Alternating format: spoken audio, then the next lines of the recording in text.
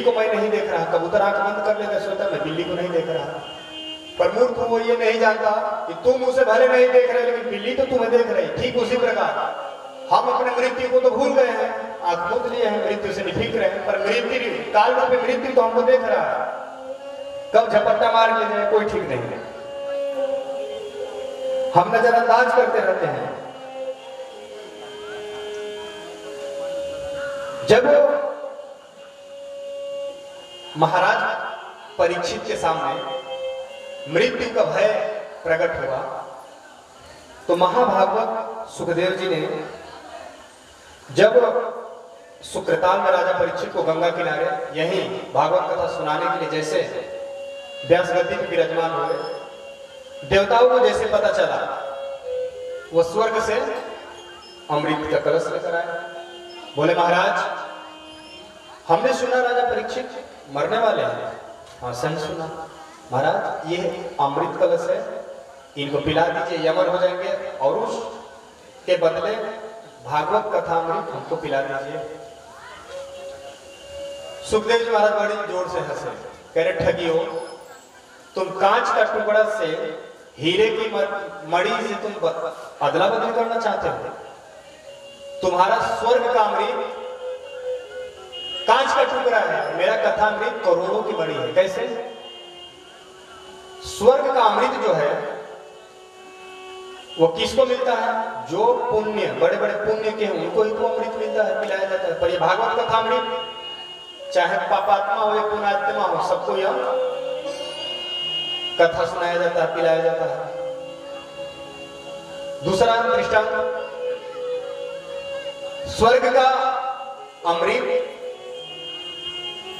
मनुष्य के पुण्य को छीन करके मृत्यु लोक गिराता है, और भागवत कथा अमृत मनुष्य के पाप को नष्ट करके ऊपर के लोकों में पहुंचाता है।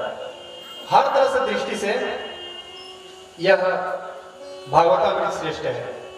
देवताओं को भगा दिए सुखदेव जी महाराज, देवता भागे भागे गए ब्रह्मा जी के पास, शिकायत की महाराज हम देवता होकर के कथा का अधिकारी नहीं है और मानवों को इसका अधिकार पूर्ण रूप से मिला है। ब्रह्मा जी बोले चिंता न करो, कथा सुनने वाले परीक्षित को देखो तो होता क्या उसका फल।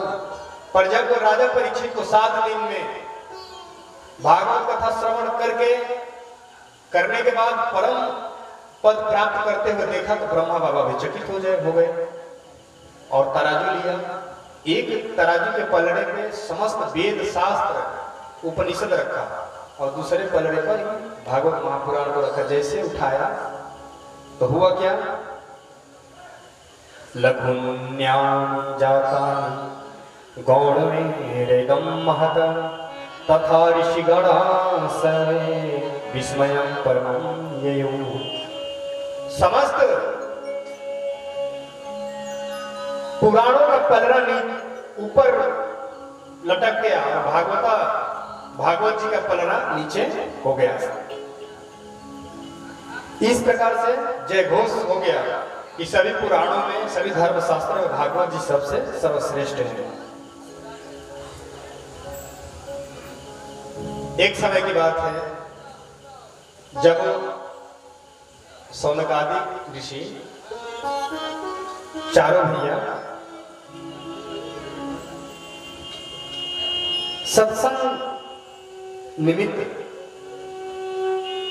विचरण कर रहे थे, घूम रहे थे। इनका काम ही सत्संग करना। इसी के लिए तो ब्रह्मा जी ने श्राप दे दिया अपने बेटे को। जब सनकादिकों को ब्रह्मा जी ने उत्पन्न किया, आप थोड़ा सा आगे आ जाइए, आप सब भैया जरा कृपया करके आगे बढ़ाइए, अच्छा रहेगा। तो ब्रह्मा जी ने कहा पुत्रों जल्दी जल्दी बड़े हो जाओ ताकि विवाह शादी करो, सृष्टि का विस्तार करो। सनकादिक ऋषि बोले हमको विवाह के चक्कर में नहीं फंसना। तो ब्रह्मा जी ने श्राप दे दिया, जाओ ऐसे ही नंद धर्म 5 वर्ष के बने रहो। उधर पिताजी ने श्राप दिया और एक दिन तो पार्वती मैया ने श्राप दे दिया।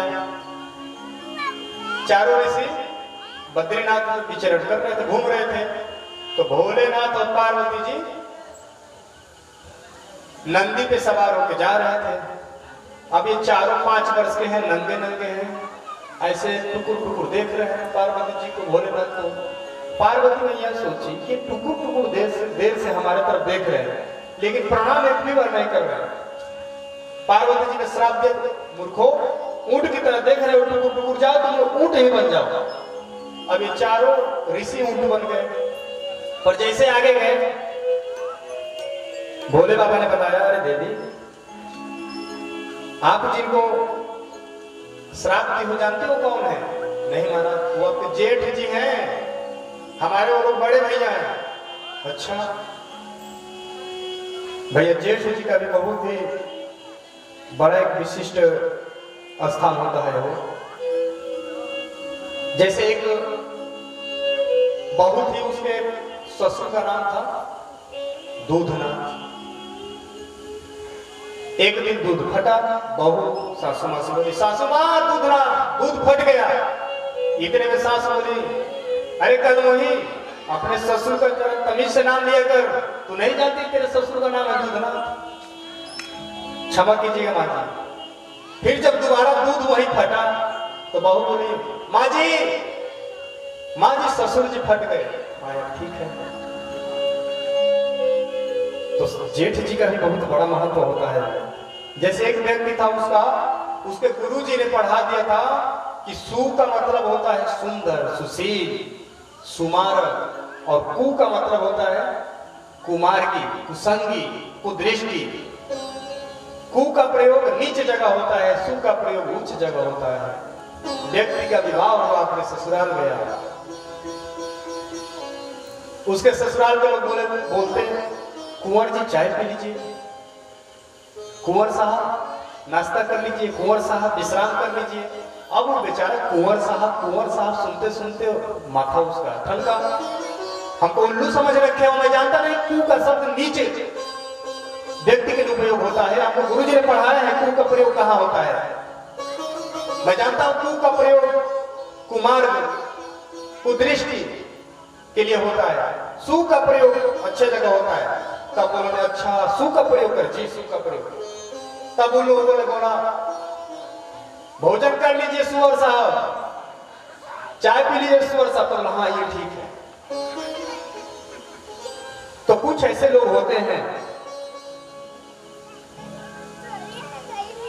तो हुआ ये कि भोलेनाथ बताए कि देवी आप जी ने श्राप दी हो, आपके जेठ लगते हैं। पार्वती जी बोली, महाराज जल्दी पीछे चलिए, मैं क्षमा मांगू।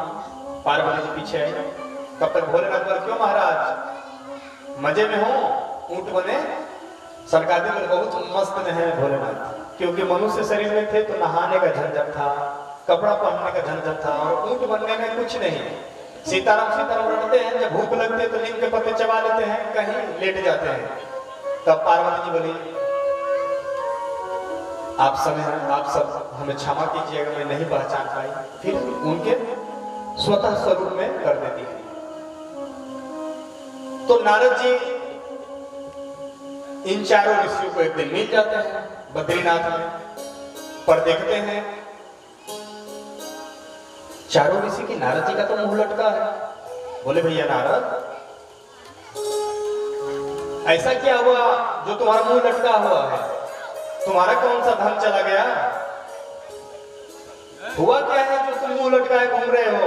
अरे संतों के पास तो एक ही धन होता है जो जिस धन को कोई ले नहीं सकता। संतों का धन क्या होता है?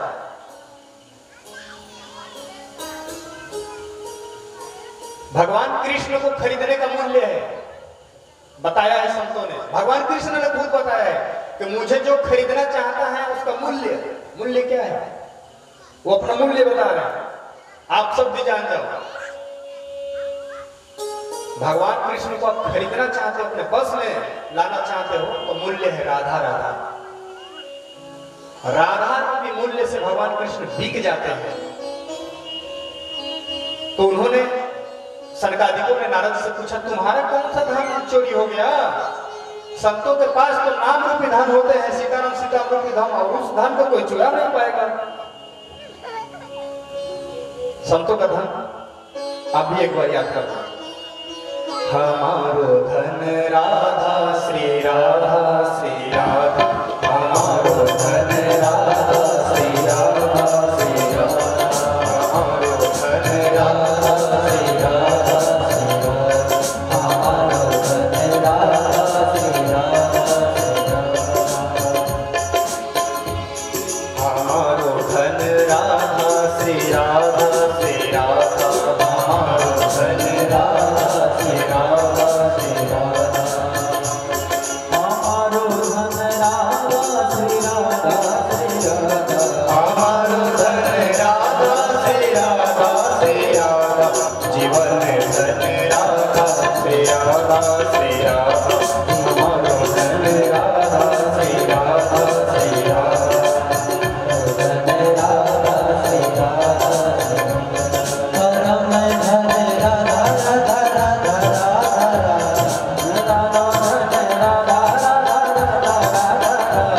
परम धन राधा राधा राधा परम धन राधा राधा राधा हमारो धन राधा श्री राधा, जय हो हमारो धन राधा श्री राधा, संतों की धन राधा राधा राधा राधा, संतों के प्यारे राधा राधा राधा राधा, संतों की प्यारी राधा राधा राधा राधा, संतों की प्यारी राधा राधा राधा राधा, हमारो धन राधा श्री राधा श्री राधा, हमारो धन राधा श्री राधा श्री राधा, हमारो धन राधा श्री राधा श्री राधा, संतों की धन राधा राधा राधा राधा, विश्व भानुकुमारी राधा राधा राधा राधा, विश्व भानुकुमारी राधा राधा राधा राधा, मोहन की प्यारी राधा श्री राधा, मोहन की प्यारी राधा श्री राधा श्री राधा, हमारो धन राधा श्री राधा श्री राधा, हमारो धन राधा श्री राधा श्री राधा, हमारो धन राधा श्री राधा श्री राधा।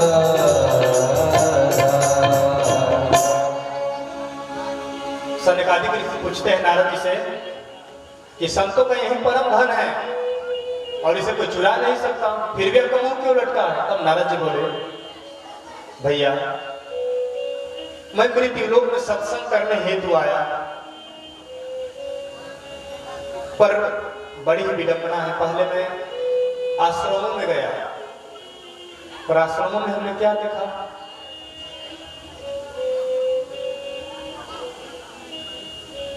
बहुत से ऊंचे महल बनाए गए थे। हमने पूछे ये किसके आश्रम है?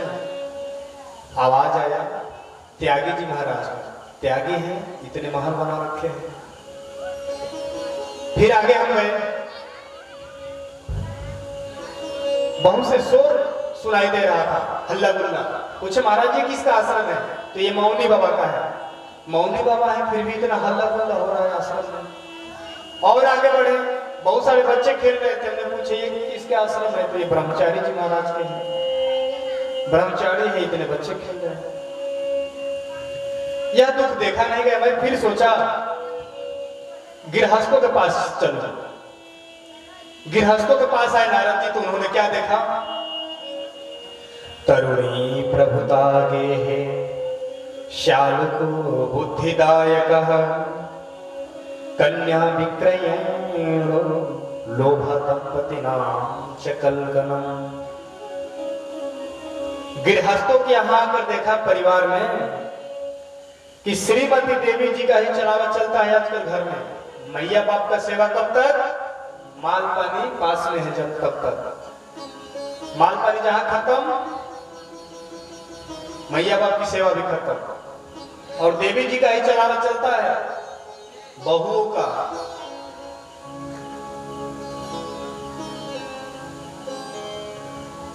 एक बार नाग पंचमी आया,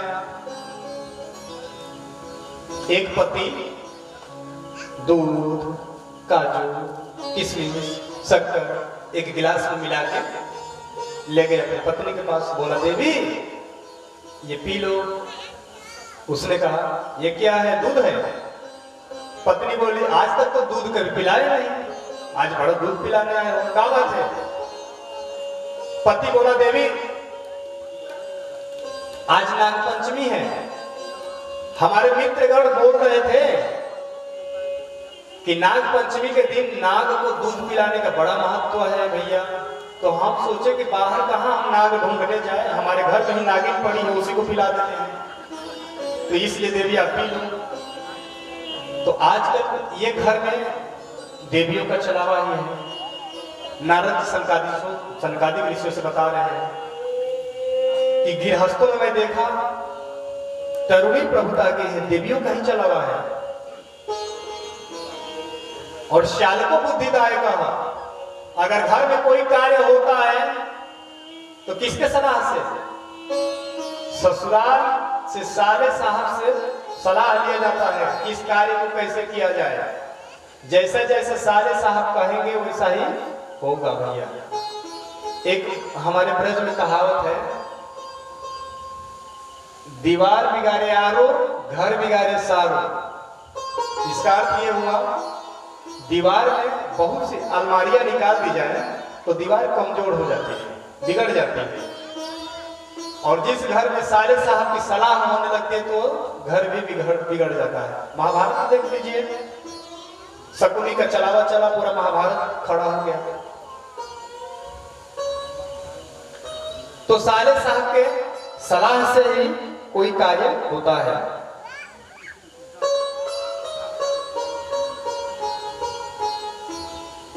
कन्या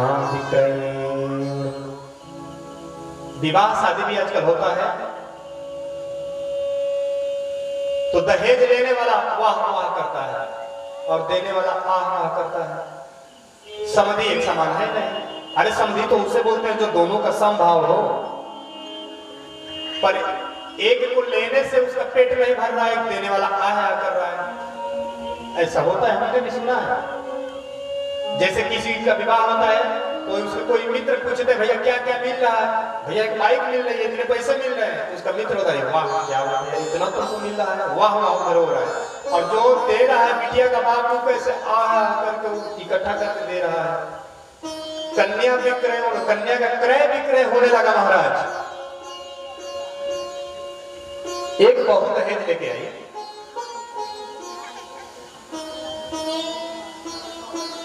तब कोई काम न करे, कोई कार्य न करे घर में। सासू मैया बोली तेरे माँ बाप ने संस्कार तुझे नहीं दिए थे क्या? बहू बोल पड़ी माता जी आपने जो दहेज का डिमांड बनाया था पर्चा, उस दहेज रूपी पर्चे पर संस्कार रूपी डिमांड था ही नहीं। उसमें तो केवल bike, cooler, AC, fridge, note, रुपए, गाड़ी, घोड़ी ये सब थे। वो सब थे तो आपको मिल गए और वो जो आपने मांगा था वो मिल गया। संस्कार आपने मांगा नहीं था तो हमको भी जो मैया से हमको जो संस्कार मिला था वही छोड़ा है, वो संस्कार लेकर आए नहीं। तो आगे क्या हुआ? कोई कार्य नहीं करती है। सासू मैया एक दिन सासू मैया झाड़ू लगा रही थी तो उसका बेटा सोचा कि शायद अगर मैं माँ से झाड़ू छीन के लगाऊं तो शायद मेरी पत्नी क्या कराएगी कि मेरा पति झाड़ू लगा रहा है मेरा रहते हैं। तो बोल रहा माँ तू झाड़ू दे, मैं लगाऊंगा माँ, मेरे रहते तू झाड़ू नहीं लगाएगा। वो मैया से झाड़ू छीनना, मैया बोले नहीं बेटा जब तक मैं जीऊंगी तुझे झाड़ू तेरे हाथ में नहीं जाने दूंगी। मैया बेटा झाड़ू के लिए छीना जोड़ी कर रहा कि मैं लगाऊंगी झाड़ू, मैं लगा। इतने में वो बहू पेपर पढ़ रही थी। अरे यार क्या तुम लोग यार झगड़ते रहते हो, क्या बात है? पति बोला देवी देखो ना मेरी माँ झाड़ू लगा रही, मैं बोल रहा हूँ कि माँ मुझे दो, ये बोल रही मुझे। बहू बोली यार तुम लोग लड़ते क्यों? एक दिन बूढ़ी माँ झाड़ू लगा रहे और दूसरे दिन एक दिन तुम लगा रहे, दोनों लोग नियम बना रहे, एक दिन तुम लगाओ एक दिन तुम लगाओ। ये है दहेज भैया, ये है दहेज और ये है संस्कार उस बहू के।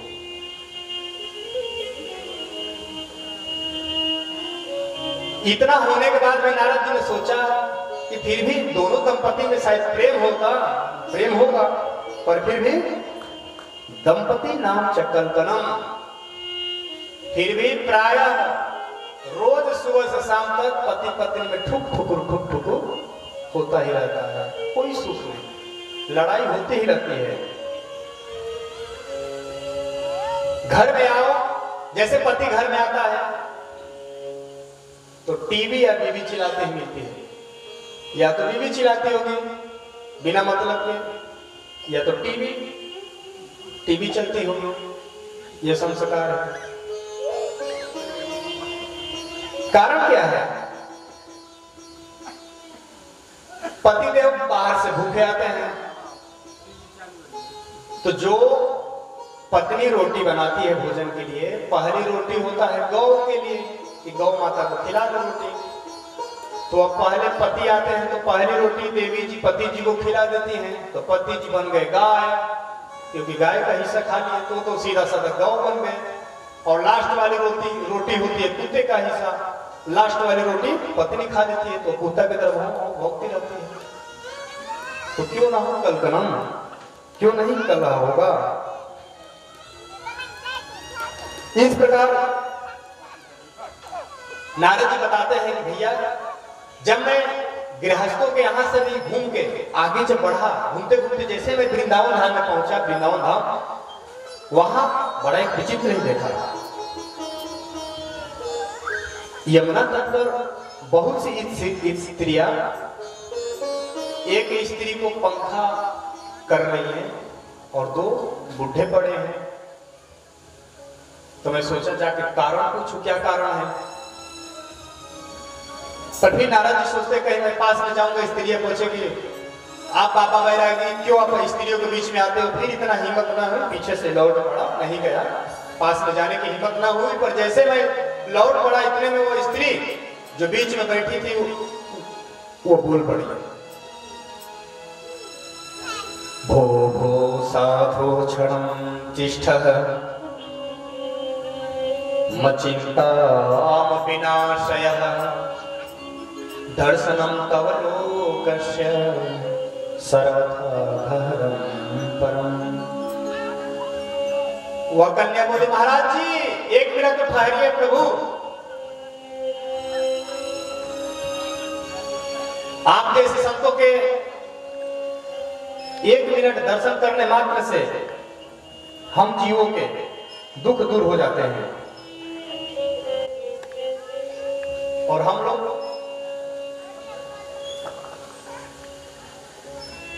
भैया जब भी संत को देखें, साक्षात भक्ति माता संत जी को पुकार रहे हैं, नारद जी को प्रणाम कर रही हैं, लेकिन हम संतों को प्रणाम करने में हिचकते हैं, शर्म खाते हैं, अपने से बड़ों को प्रणाम करने में हिचकते हैं।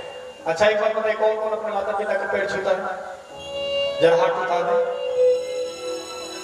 रोज सुबह उठते कौन कौन पैर छूते हैं? भैया अपने से बड़ों के पैर छूने से चार चीजें बढ़ जाती है। आयु मतलब उम्र, बल, ताकत बढ़ जाती है, तेज, बुद्धि, इसकी वृद्धि होती है। आपको प्रणाम करने का एक फल बताते हैं। आप एक मार्कंड ऋषि हुए, मार्कंड ऋषि, उनके कोई पुत्र नहीं हो रहे थे। बहुत तपस्या के बाद एक पुत्र हुआ जिनका नाम रखा गया मार्कंडे। मार्कंड ऋषि अपने पुत्र मार्कंड की कुंडली दिखाने गए ब्राह्मणों के पास। ब्राह्मणों ने देखा तो बोला भैया इस बच्चे की आयु केवल 5 वर्ष है, 5 वर्ष में बच्चा मर जाएगा। अब मार्कंड ऋषि बहुत चिंतित हुए कि जैसे तैसे करके एक बेटा हुआ, वो भी 5 वर्ष की ही आयु वाला है। तो अब उन्होंने कुछ नहीं किया, गंगा किनारे लेकर चले गए अपने पुत्र को, और जिस मार्ग से संत जन जाते थे गंगा स्नान करने को, उसी मार्ग में बेटा को बिठा दिया। बोले बेटा जो संत जन महात्मा गंगा स्नान करके जाएंगे तो पैर बस पकड़ लेना। वह बालक क्या करता है, जो भी जाते हैं स्नान करके उनका पैर पकड़ता है, प्रणाम करता है, पैर छूता है। इतने में संतों के भेष में दुर्वासा ऋषि एक जा रहे थे। बच्चे ने प्रणाम किया, दुर्वासा जी के मुख से निकल पड़ा चिरंजीवी भव। पर जैसे 10 कदम आगे बढ़े आशीर्वाद देकर के उन्होंने तुरंत करी, ये तो इसकी उम्र 5 वर्ष है, हमने चिरंजीवी का आशीर्वाद दे दिया, अब यह कैसे होगा? ब्रह्मा के पास गए। देखिए इस बच्चे की आयु 5 वर्ष थी, लेकिन हमने चिरंजीवी भव का, चिरंजीवी होने का आशीर्वाद दे दिया है। महाराज आपको तो कृपा कर ली। ब्रह्मा जी बोले यार ऐसे नहीं होगा महाराज, आप महात्मा की गजब लीला करते रहते हो। दुर्वासा जी बोले मैं कुछ नहीं जानता, मैं आशीर्वाद देते हैं उसको चिरंजीवी तो बनाना होगा। आप जो इसकी उम्र 5 वर्ष लिखो, आप उसको काटो, चिरंजीवी लिखो। ब्रह्मा जी को काटना पड़ा। जो बालक, जो बच्चा 5 वर्ष तक जीना था, वो बच्चा चिरंजीवी हुआ। किसके प्रभाव में? केवल प्रणाम, पैर छूने के प्रभाव से। भैया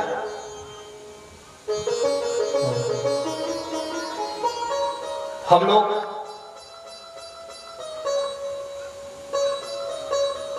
आश्रम की बात बता रहे हैं अपने। अभी रात्रि को मैं 2 बजे 4:30 बजे ट्रेन बलिया उतारिया चित्रकूट से आ रहा था। मतलब गुरुदेव भगवान के चरण में वहां बिल्कुल समय नहीं मिलता, बिल्कुल समय, लेकिन बहुत आनंद रहता है, बहुत आनंद। मैं एक बार जब वहां से आश्रम से जब इधर आता हूँ इस संसार में, तो दिनचर्या में देखता हूँ तो मुझे बड़ा अजीब लगता है। आजकल के जो युवा जन है, मोबाइल इत्यादि सब इसमें जितने बिजी व्यस्तता रहते हैं, हम लोग के पास फोन रहता है पर फिर भी छूने का समय नहीं मिल पाता। गुरु जी का मतलब चरण में हमेशा सेवा में, हमेशा सेवा में।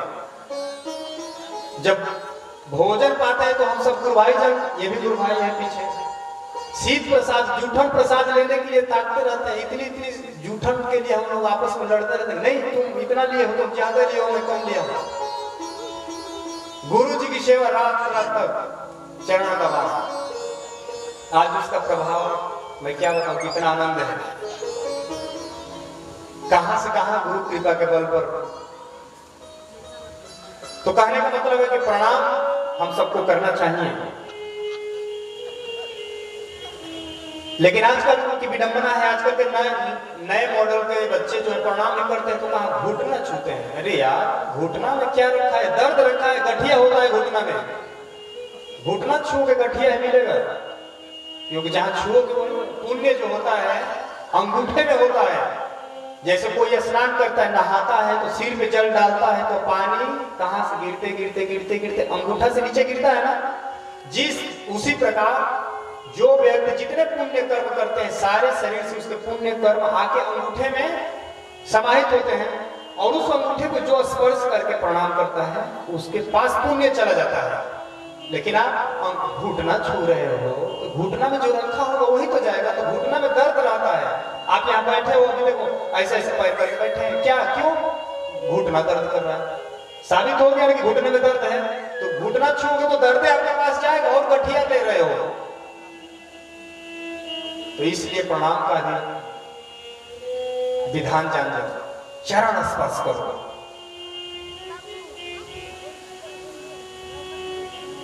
संतों की बहुत महिमा बतलाई गई।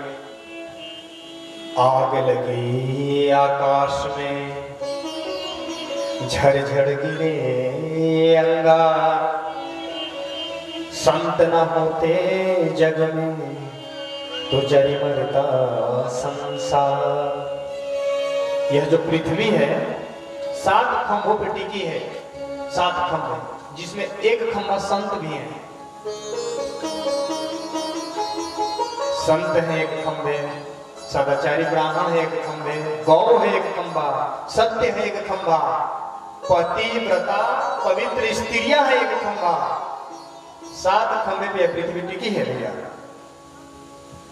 इसलिए संतों की महिमा बड़ा है, विचित्र बताया गया है। साधु सेवा धर्म हमारा, काम न दुनियादारी से। साधु सेवा धर्म हमारा, काम न दुनियादारी से। ठाकुर हमारे रमण बिहारी, हम हैं रमण बिहारी के। ठाकुर हमारे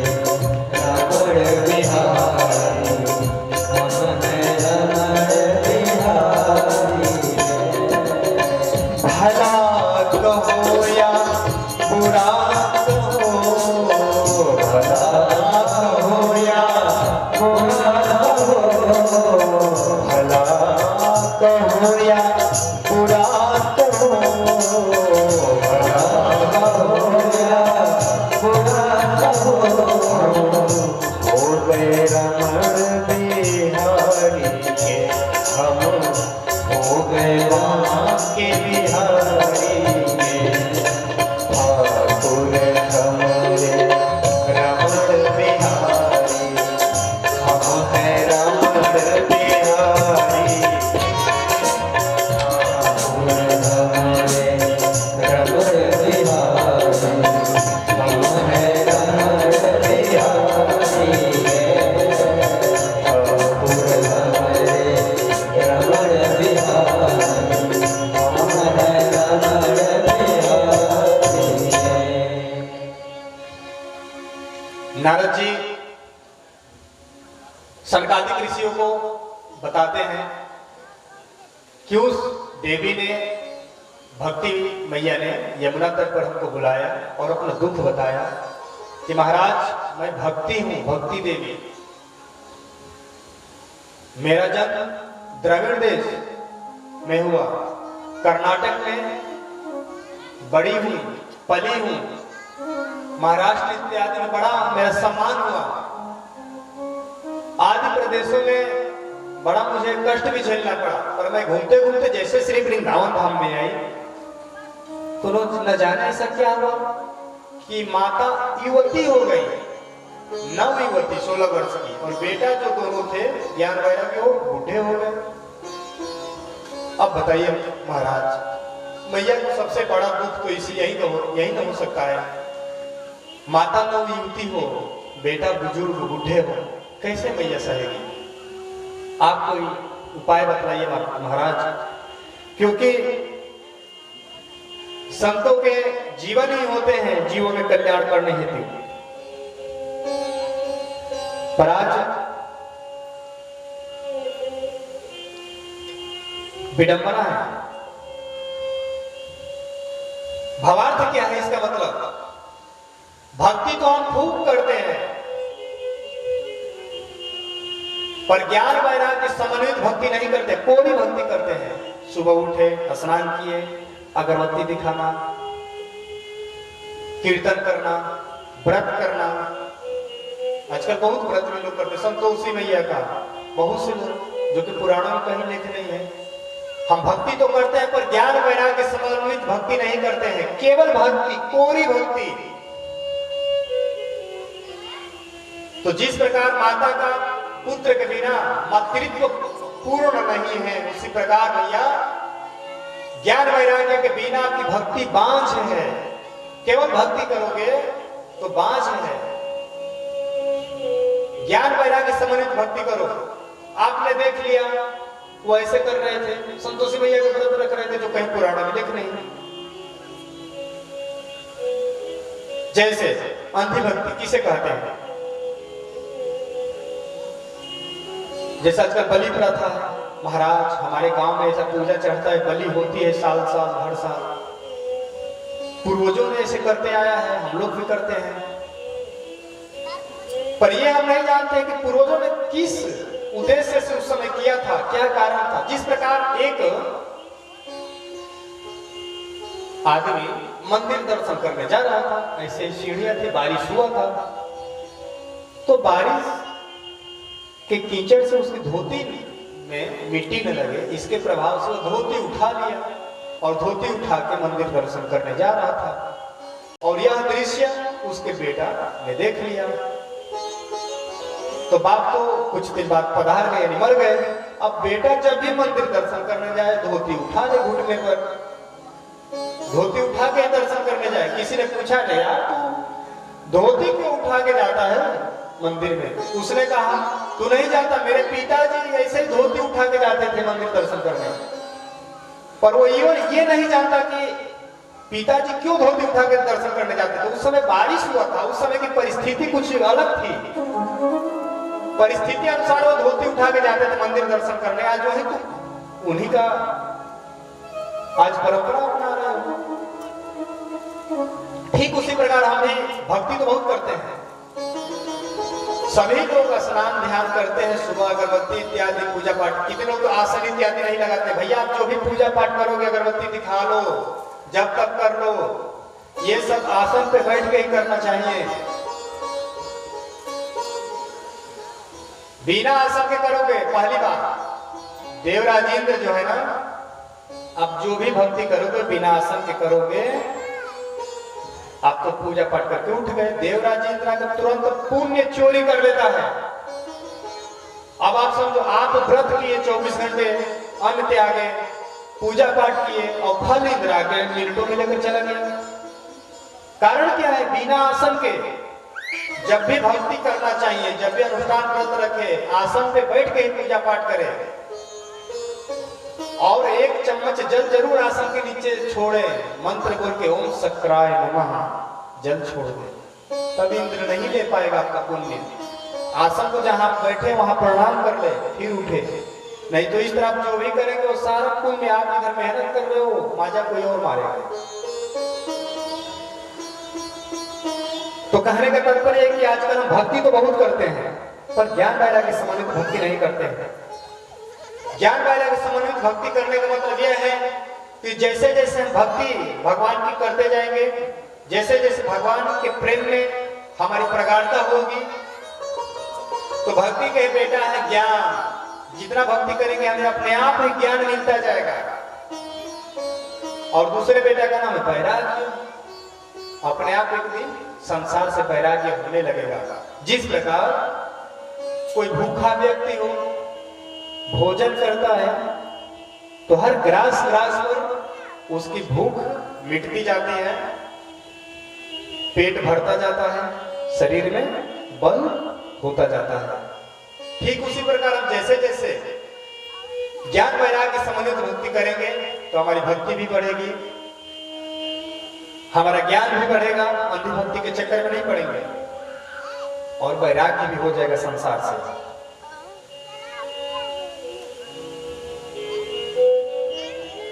क्योंकि कलयुग भक्ति माता कह रही है कि इतना दुष्ट था नारद जी महाराज, तो राजा परीक्षित ने इसे दंड क्यों नहीं दिया? नारद जी बोलते हैं, देवी कलयुग में अनेक दोष हैं, पर एक ऐसा गुण है जिस पे महाराज परीक्षित रिझ गए। वो कौन सा गुण है? यत् फलं नास्ति तपसा न योगेन समाधिना, यत् फलं लभते सम्यक् लोके सब कीर्तना। जो सतयुग में, त्रेता में, द्वापर में हजारों वर्षों तक जो तपस्या करने से जो फल मिलता था, वो फल कलयुग में केवल हरि नाम गुण गाने से मिल जाता है, भगवान का सीताराम सीताराम नाम रटने से मिल जाता है। कलयुग केवल नाम यधारा, सुमिर सुमिर नर नहीं धारा। कलयुग केवल नाम यधारा, सुमिर सुमिर नर नहीं धारा। कलयुग केवल नाम यधारा, सुमिर सुमिर नर उतरि पारा।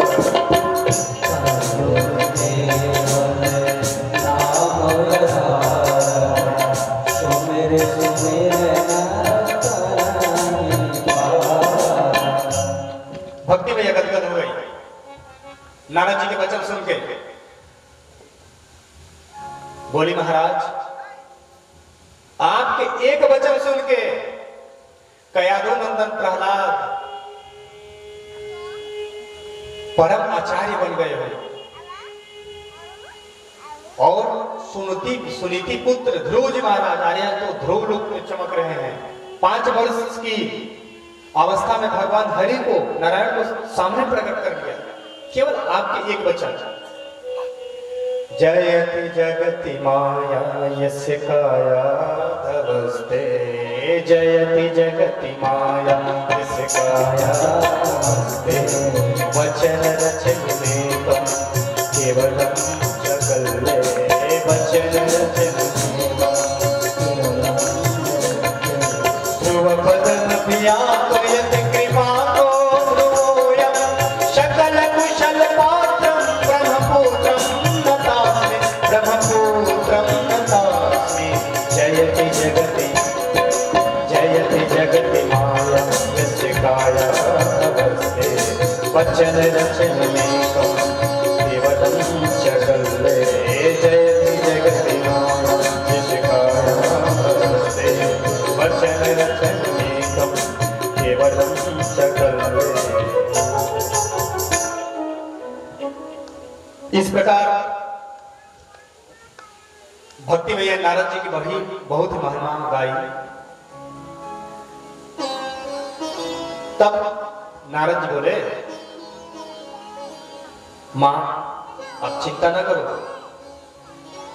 अरे जो प्रभु समस्त भक्तों की कृपा करता है, जो कहीं गए नहीं है, हमारे सब हृदयों में विराजमान है। मैं पूरा प्रयास करता हूं ज्ञान वैराग्य को स्वस्थ करने के लिए। नारद जी ज्ञान वैराग्य को स्वस्थ करने के लिए गीता पाठे मुहुर्मुहुः, समस्त वेद शास्त्र उपनिषद सुना डाले। गीता पाठे मुहुर्मुहुः, बार बार गीता का जी का पाठ करते हैं। थोड़ी सी चेतना है, फिर बेहोश हो जाए। इतने में आकाशवाणी में नारद जी महाराज सत्कर्म करो। अब तो नारद जी चक्कर में पड़ गए, भैया अभी तक हम जो कर रहे थे वो सत्कर्म नहीं था क्या? नारद जी और सोचे ठीक है, हमको नहीं पता, पूछता हूं कोई तो कोई बता ही देगा सत्कर्म किसे कहते हैं। अब नारद जी जो सामने मिले उसी से पूछते, भैया सत्कर्म किसे कहते हैं बता दो। पर जो देखता है नारद जी को रास्ता दूसरा चेंज कर लेता है। इसलिए क्या बताइए, बीएचयू का डॉक्टर आकर के आपके किसी गांव के मेडिकल स्टोर डॉक्टर से कहे, भैया कोई बुखार की दवा का नाम बता दो क्योंकि बुखार है। ये बताइए ये क्षेत्रीय डॉक्टर क्या सोचेगा, अरे बीएचयू के एम्स के प्रोफेसर इतना बड़े डॉक्टर हमसे बुखार का टेबलेट की नाम पूछ रहे हैं, आश्चर्य होगा ना। ठीक उसी प्रकार कहा ब्रह्मा जी का पुत्र नारद जी संतों के शिरोमणि वहां छोटे मोटे संतों से पूछ रहे हैं कि सत्कर्म किसे कहते हैं। इसीलिए कोई रास्ता ही छोड़ देता है, नारद जी सामने से आ रहे हैं, रास्ता चेंज कर लेता है। कोई ऐसे मौन हो जाता है, आजकल मेरा मौनी व्रत चलता है, कोई जवाब नहीं देने को तैयार। नारद जी उदास होकर के सीधे उत्तर दिशा में बद्रीनाथ चले गए। वहां जाने के बाद चारों भैया से मुलाकात हो। सारा दुख नारद जी ने सनकादिक ऋषियों को बताया कि भैया यही बात है कि मेरा मुंह लटका हुआ है दुख से। सनकादिक ऋषि हंसे, नारद जी आप तो हो भोले वाले, आप नहीं जानते वो सत्कर्म कौन सा है, हम बतलाते हैं आपको। यह भागवत महापुराण ही वो सत्कर्म है। नारद जी आश्चर्यचकित हुए, बोले महाराज बात कुछ पल्ले नहीं पड़ी, क्योंकि हम भी तो अपने पिताजी ब्रह्मा जी से 36 श्लोकी भागवत पढ़े हैं, और भागवत जी में जो भी प्रतिपाद्य किया गया है, लिखा गया है, वो वेद रूपी वृक्ष, कल्प वृक्ष का पका हुआ फल है। भागवत वेद रूपी कल्प वृक्ष का पका हुआ फल है श्रीमद् भागवत महापुराण। तो जब हम वेद सुना डाले उससे कोई लाभ नहीं हुआ, तो भागवत महापुराण सुनाएंगे तो क्या उससे ज्ञान वैराग्य स्वस्थ हो जाएंगे? तब सनकादिक ऋषियों ने नारद जी को बहुत अच्छे अच्छे दृष्टांत से समझाया। ये बताओ नारद जी, दूध से ही घी निकाला जाता है, पर क्या जो काम दूध कर देगा वो जो काम घी कर देगा वो दूध कर पाएगा? जैसे आप पूड़ी पका रहे हो, घी खत्म हो गया, तब आप सोचो कि अरे घी से ही तो दूध से ही तो घी निकला है, चलो दूध में पूड़ी निकाल लेते, तो क्या दूध में पूड़ी निकलेगा? नहीं ना। जैसे कोई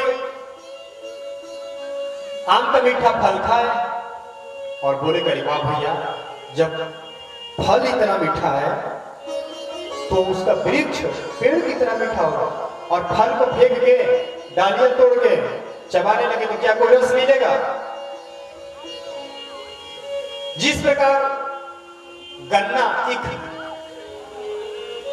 से ही शक्कर बनता है, पर जो काम शक्कर कर देगा वो गन्ना का रस कर पाएगा। अभी हमें मिठाई बनाना होगा तो क्या गन्ने के रस से बनेगा? नहीं, शक्कर से ही बनेगा। जब ऐसे ऐसे दृष्टांत नारद जी को सनकादिक ऋषि ने दिया तब नारद जी को बात समझ में आ गई। तब नारद जी ने कहा, महाराज बात तो बढ़िया है कि आप जैसे संतों का दर्शन भी ऐसे नहीं हो जाता। बहुत जन्म जन्मांतर के जिनके पुण्य एकत्रित होकर के प्रारब्ध बन के साथ देते हैं, उन्हीं को आप जैसे संतों का दर्शन होता है। भाग्योदय न बहु जन्म समझते सत्संगम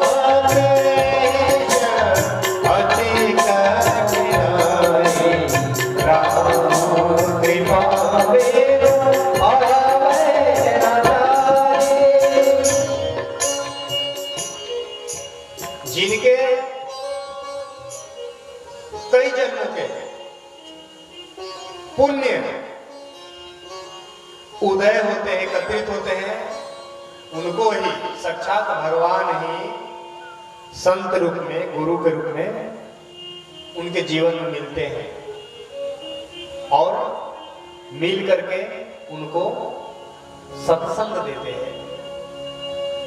सत्संग रूपी ज्ञान, मंत्र रूपी सूत्र देते हैं, जिसको शिष्य अपना करके विवेक को जागृत करता है।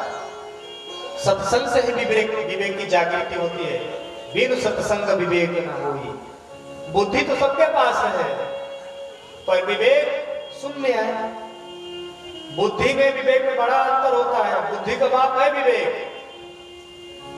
छोटे से परिभाषा में जान जाओ। जैसे आप रास्ते में जा रहे हो, 10 का नोट गिरा है, बुद्धि ने बोला अरे 10 रुपए गिरे, उठा लो। अब विवेक बोल रहा है नहीं छोड़ो, अभी कोई देख लेगा। बुद्धि बोल रहा है कोई नहीं देख रहा, उठा लो। फिर सोच रहा है विवेक, ज्ञान करा रहा है नहीं बेचारे किसी का होगा, आएगा ढूंढते हुए, क्यों उठाना, चलो आगे। पर बुद्धि बोली अरे कौन ढूंढने, कौन किसका पूछे, उठा लो। बुद्धि उठा ली, आगे बढ़ी। इतने में विवेक जागृत हुआ, नहीं दूसरे कदम नहीं लेना चाहिए। विवेक ने जैसे जोड़ मारा बुद्धि पर, विवेक का पलड़ा भारी हुआ। मन में आया कि नहीं इसको जहां से उठाए वहीं ले जाकर रखो। फिर वापस लौट आया, उस पैसे को वहीं ले जाकर रखा। तो विवेक बुद्धि का बाप है और सत्संग से विवेक होता है। इस प्रकार से सनकादिक ऋषि बोले कि नारद जी, भागवत कथा रूपी सत्कर्म आप भक्ति ज्ञान वैराग्य के निमित्त करवाइए, वो बिल्कुल स्वस्थ हो जाएंगे। तब हुई कि महाराज कथा कहाँ कराई जाए? तो हुआ कि सबसे पावन पवित्र भूमि है गंगा किनारे हरिद्वार में। तो हरिद्वार में कथा प्रारंभ हो गई। सुंदर बालू के रेत का व्यासपीठ बनाया गया। सनकादिक ऋषि व्यासपीठ में विराजमान हो गए। नारद जी इत्यादि सभी को निमंत्रण देने लगे। तो जितने गृहस्थ संत थे अपने पुत्र पत्नियों के साथ आ रहे हैं कथा सुनने, और जितने गृहस्थ थे अपने पत्नियों पुत्रों के साथ, जितने विरक्त थे अपने शिष्यों के साथ कथा स्वयं सुनने के लिए आ रहे हैं। भृगु, वशिष्ठ, च्वयन ऋषि, गौतम, देवल, पिपलाभ, व्यास, पराशर, शंखायन सब आ रहे हैं। जय शब्दो नमः शब्दो, जय जय घोष होने लगा। जब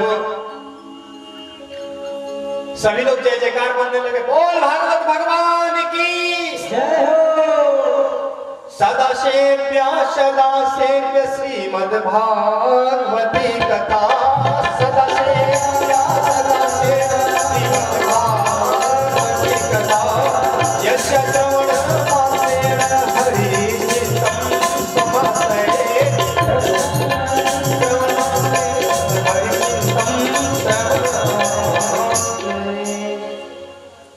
इस प्रकार से जय घोष हुआ। जो गायत्री जप से, जो पुरुष सूक्त के पाठ से जो फल मिलता है, भागवत जी के एक एक श्लोक से वो मिलता है।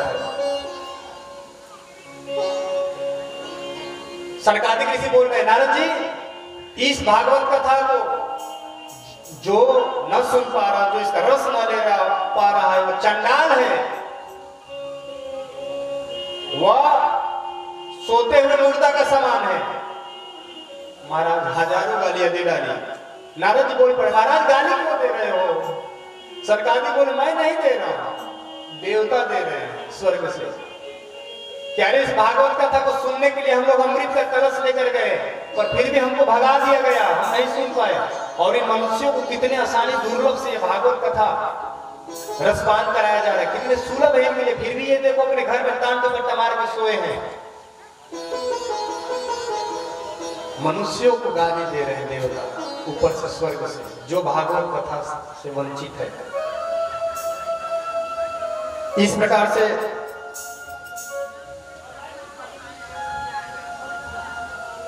जब कथा होने लगी,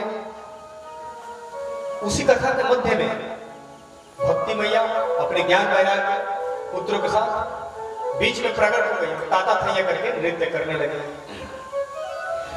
भक्ति सुतो तरुणो गृहीत्वा, भक्ति सुतो तरुणो गृहीत्वा, भक्ति सुतो तरुणो गृहीत्वा, भक्ति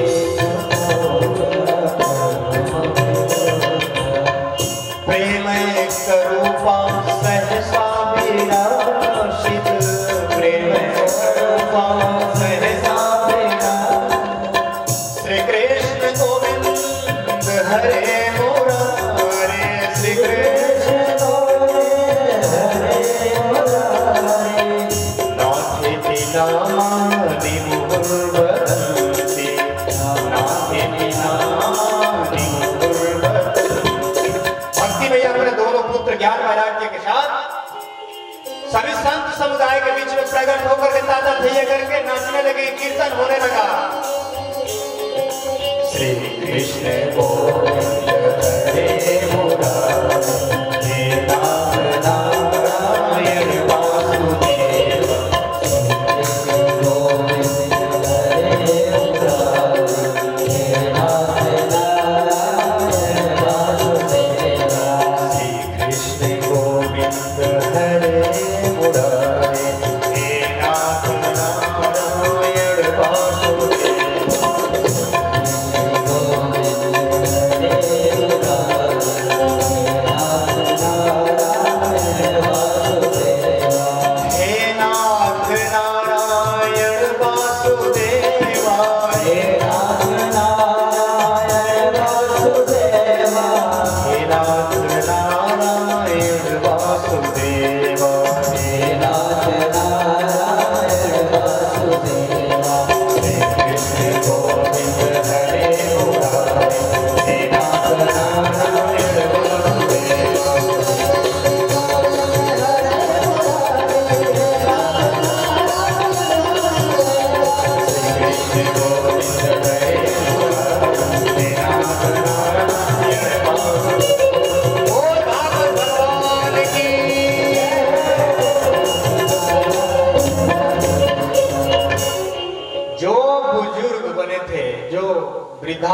को प्राप्त थे, ज्ञान वैराग्य भक्ति में ये जो नई मुक्ति थी, सब अपने स्वरूप में आ गए, स्वस्थ हो गए। इतने में नारद जी ने प्रश्न कर दिया, महाराज एक और कृपा करके बात बतला दीजिए, इस भागवत कथा को सुनने से कैसे कैसे पापी तर जाते हैं। सरकारी ऋषि बोलते, अरे नारद जी कैसे कैसे पापियों की बात करते हो? जो जीवन भर केवल पाप किया हो, पाप के अलावा कुछ किया ही नहीं,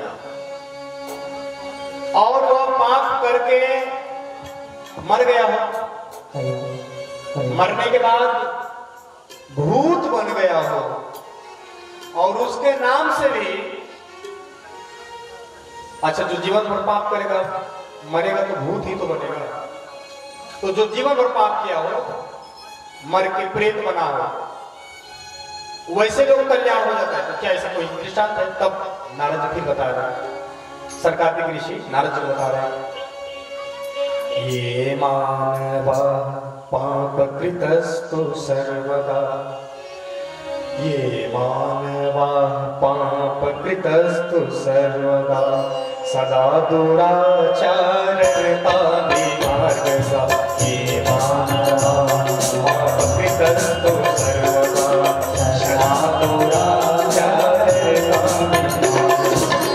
क्रोधाग्निदग्धा कुटिलश्च कामिनः, क्रोधाग्निदग्धा कुटिलश्च कामिनः, शब्दान्यकेन कलौ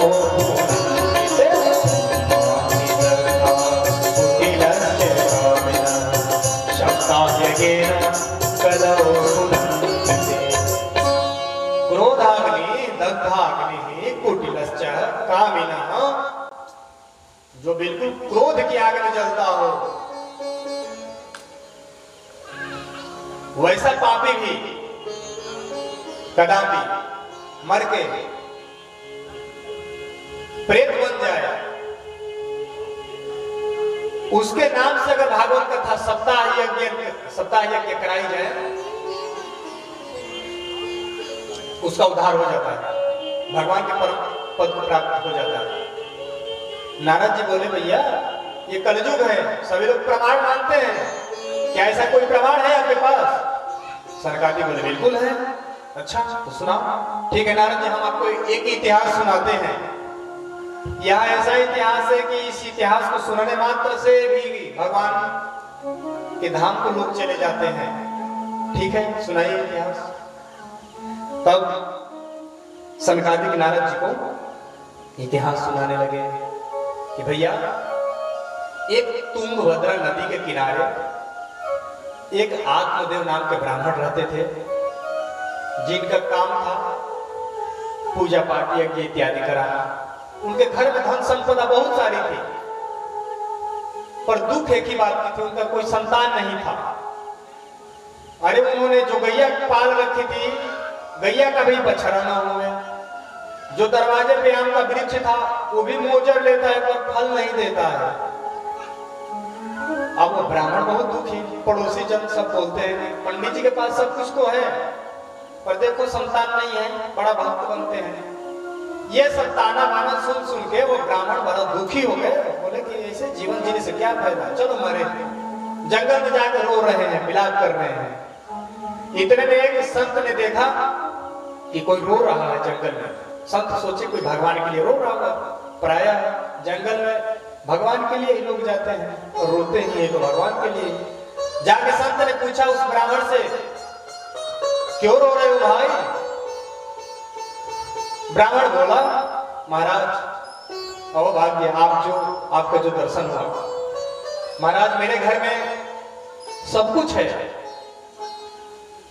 पर पुत्र नहीं है, बेटा नहीं है। महाराज आप हमें बेटा दे दो, आप चाहोगे तो हो जाएगा। संत जन जो चाह देते वो हो जाता है। अच्छा ऐसा होता नहीं है भैया। एक छोटी सी कथा अपनी गुरुदेव भगवान को बताता हूं। 2 साल पहले के जबलपुर मध्य प्रदेश में गए थे गुरुदेव के साथ। एक वकील साहब थे, 25 वर्षों से उनका कोई संतान नहीं हो रहा था, विवाहित हो गए थे। तब गुरुदेव भगवान से वो लोग अपना दुख ही जताया कि संतान है नहीं कोई महाराज। तब गुरुदेव भगवान बोले ये बताओ अगर बेटा हो जाएगा तो साधु बनाओगे ना? जो कि हमारे गुरुदेव भगवान का पहला वचन यही रहता, संसार में मत फंसो। गोवर्धन दास बताएंगे, परसों यहाँ है ना, पूरा डांट सुन के आया कि संसार में मत फंसना, घर परिवार जल्दी छोड़ के आ जाओ। मैया बाप को बोल दो कि जाना भजन करने बाबा। तो गुरुदेव भगवान मतलब ये प्रपंच से अलग भी लग ज्यादा करने को लेकर बात ही करते। तो गुरुदेव ने कहा कि बेटा होगा तो साधु बनाओगे ना? वकील साहब ने बोला महाराज जी अवश्य, ठीक है जाओ। सीताराम जी चाहेंगे अवश्य संतान होगा। महाराज 1 साल के अंदर ही उनका बेटा हुआ। तब उन्होंने फिर गुरु जी को बुलाया कि महाराज जी आपकी कृपा से हुआ बालक, अब आप जाने इसकी कार्यभार जो कराना हो। गुरु जी ने कहा कि बड़ा कर लो, थोड़ा पालन पोषण कर लो, बड़ा होगा तब हम ले जाएंगे शादी के लिए। तो बच्चा है, तो कहने का मतलब है कि संत जन जो कहते हो जाता है। ब्राह्मण कहा महाराज आप चाहोगे तो मुझे बेटा हो जाएगा, मुझे बेटा दे दो। संत ने कहा कि ब्राह्मण बेटा से सुख किसी को नहीं मिला है। राजा सागर के 60,000 पुत्र थे, क्या सुख मिला? कोई सुख नहीं मिला, उतने सारे पुत्र थे। अरे महात्मा यज्ञ के भी पुत्र तो वेद था, उससे उनको क्या सुख मिला? बेटा के करतूत से पिता को घर द्वार छोड़ के, नगर छोड़ के, घर छोड़ के भागना पड़ा था। तो बेटा से कोई सुख नहीं होता। ब्राह्मण बोला महाराज आप बाबा बैरागी आप क्या जानोगे बेटा का सुख? महाराज जैसे घर में जाओ, जब बेटा पापा पापा करके जब आता है तो हृदय खुशी आह्लादी से सीना चौड़ा हो जाता है। महाराज पापा, थोड़ा सा एक दृष्टांत। पापा का अर्थ लगभग आजकल हम बहुत प्राय हम सुनते हैं, हम कोई पापा नहीं बोले अपने पिताजी को, पर आजकल बहुत लोग पापा बोलते हैं। पापा का अर्थ भागवत जी में आया है, सुन ले ध्यान से, जो भी लोग पापा पापा बोलते हैं। किरात हुरांध्र पुलिंद पुलकशाह अभिरक यवना खसाधयः ये नहीं च पापा यदुपाश्रयाश्रयः शुध्यन्ति तस्मै प्रभविष्णवे नमः। ये च पापा, पूरा भगवत जी ने एकदम स्पष्ट लिखा है। पापा अर्थ में लिखा है, जैसे कोई छोटा पाप करता हो, मतलब छोटा सा पाप, तो उसको पापी बोला जाता है। लेकिन जो भयंकर महा बड़ा पाप करता हो उसको महापापी बोला जाता है। जैसे आप बाइक से जा रहे हैं तो बाइक से टकरा गई तो क्या हुआ? अरे यार मोटर गार्ड टूट गया, मतलब छोटा सा एक्सीडेंट हुआ। अब वही बाइक अगर ट्रक से टकरा जाए तो पूरा बाइक का चकनाचूर हो गया। समझिएगा आप सब, यानी छोटा सा कार्य को निम्न भाव और बड़ा कार्य को उच्च भाव। उसी प्रकार जो छोट मोट जो पाप करते हैं उनको पापी बोला जाता है, और जो बड़ा पाप करता है, बड़ा भयंकर पाप करता है, उसको महापापी बोला जाता है। महापापी को ही पापा बोलते हैं भैया। पापा का अर्थ होता है महापापी। तो आप तो पूरा सुबह से पापा पापा महापापी महापापी, ठीक है। तो अंत में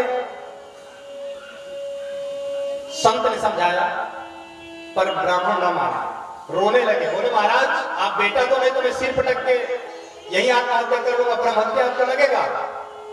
संत ने सोचा ये कहां से मैं चंगुल में फंस गया। अंत में उन्होंने अपनी झोली से एक फल निकाला और उस ब्राह्मण को दिया कि ये लो फल, ले जाके अपनी पत्नी को खिला देना, वो सही बेटा हो। पंडित जी बड़ा खुशी के मारे आए, अहो देवी कहाँ हो? उनकी पत्नी का नाम था धुंधली देवी होगा। उनका स्वभाव था जब तक 2-4 पड़ोसी औरतों से झगड़ा न कर ले तब तक भोजन हजम नहीं होता था। एक नंबर की लड़ाकू बीमार। जब पंडित जी की आवाज सुनी पंडितानी, काल आए हो महाराज, बड़ा गला फाड़ के चिल्ला रहे हैं। पंडित जी बोले देवी ये देखो फल लाया हूं, फल। अरे एक फल लाया हूं, गला फाड़ रहा हूं, जैसे लगा कुछ मेरे लिए हार लाए हो। अरे देवी ऐसा वैसा फल नहीं है, ये फल खा लो, अभी आपको बेटा होगा। अच्छा, फल खाने से बेटा होगा? हाँ, ये संत का प्रसाद है। ठीक है महाराज, जब संत ने प्रसाद दिया है तो ऐसा है कि मैं स्नान ध्यान करके फिर पवित्र हो कि मैं फल को खाऊंगा। अच्छा ठीक है देवी, जैसे आपकी इच्छा पर खा लेना। हाँ बिल्कुल खा लूंगी।